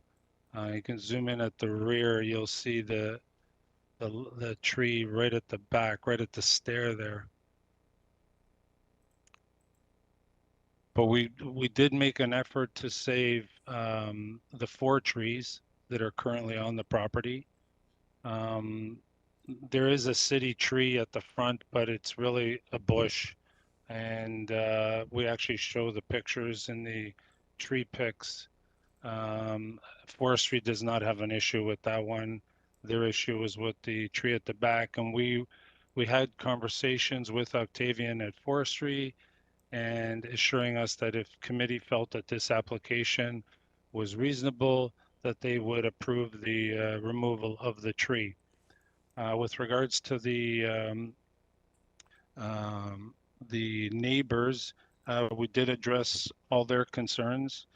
Most of the concern is due to water runoff, because obviously there's more house and less property, but we did assure them that there will be a grading plan issued during permit stage, and that we would issue a grading plan to them for review, as they've requested in one of the letters to Committee of Adjustment.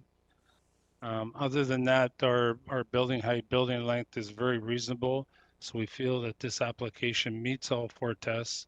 We were very diligent with meeting with the neighbors and working with planning in order to get rid of the depth variance that we had. So we do have a length variance for a portion of the building. And with regards to forestry, we have, I think, made huge concessions in order to save the trees. And one of the bigger concessions is to save the tree between us and 136 was that we would change the actual construction type of foundation under that portion of the building so that there will be no digging involved. So I feel that we've done as best we can. We have addressed all the issues and feel that this meets the 4 tests and look for your approval. Thank you very much.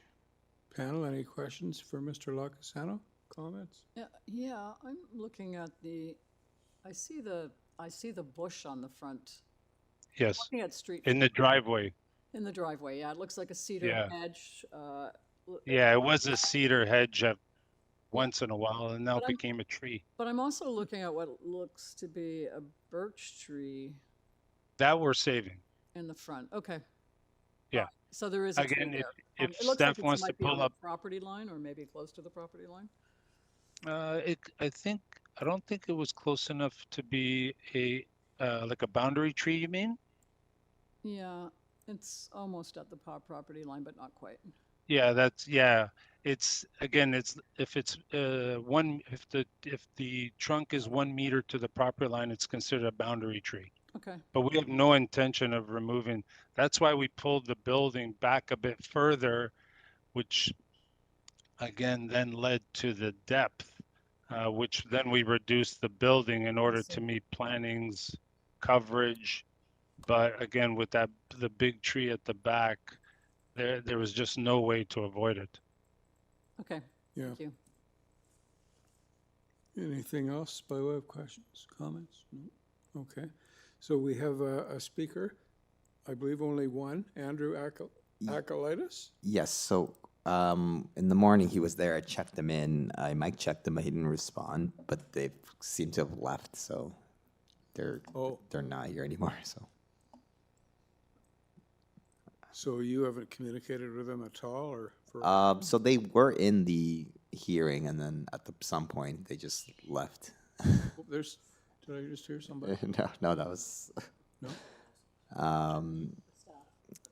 Sorry, Mr. Chair, what address was Andrew from? It's 136 Perry Crescent. Okay. Yep. He's the one we did with that's the tree between us, the privacy glass, and the rainwater runoff. Those were the 3 concerns that they had brought to us, which we felt we addressed. Okay, well, I guess we're not going to hear from them, so we'll. Yeah. It might have been in support anyway. Sounds like it. Anyway, we're not going to be able to hear for sure, but anyway, let's proceed. So with that, I think we're ready to go into committee for a motion.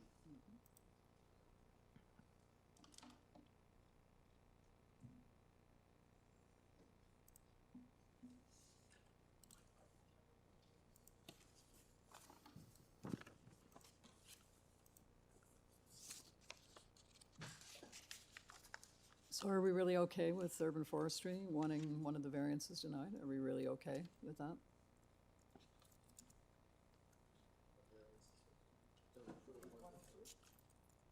One and two? Conditions 1 and 2? I know, but they wanted one of the variances denied, or numbers 1 and 2. I'm okay with 1 and 2. You're okay with 1 and 2? Yeah. Urban forestry has a denial Of one of the conditions variants. on March 10th and March 19th. Yeah. Same. Oh, number 5. Yeah. Yeah. What variants are they asking to have denied? So I'll give it a whirl. I'd like to move a motion for approval. Oh, sorry, I'll shut up. Just what variants were they asking to have denied? Forestry.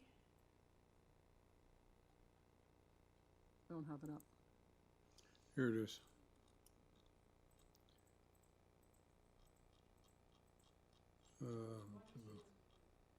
Oh, so multiple, Yeah, it would really change the project. or basically eliminate the project. Yeah, it really would. Lot coverage. GFA, dwelling length.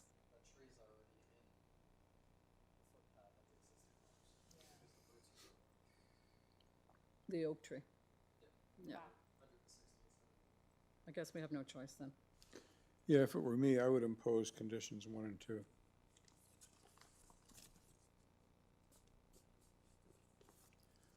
Okay, Wanna I'll take, yeah. construct a motion? Yeah, I will. So, based on that conversation and the presentation, I'm going to move for approval, subject to urban forestry conditions 1 and 2. Thank you, Ms. Alderson. Is there a seconder for Ms. Alderson's motion? I'll second that. Thank you, Mr. Dalton. All in favor? Opposed, 1. So, motion approved by vote of 4 to 1.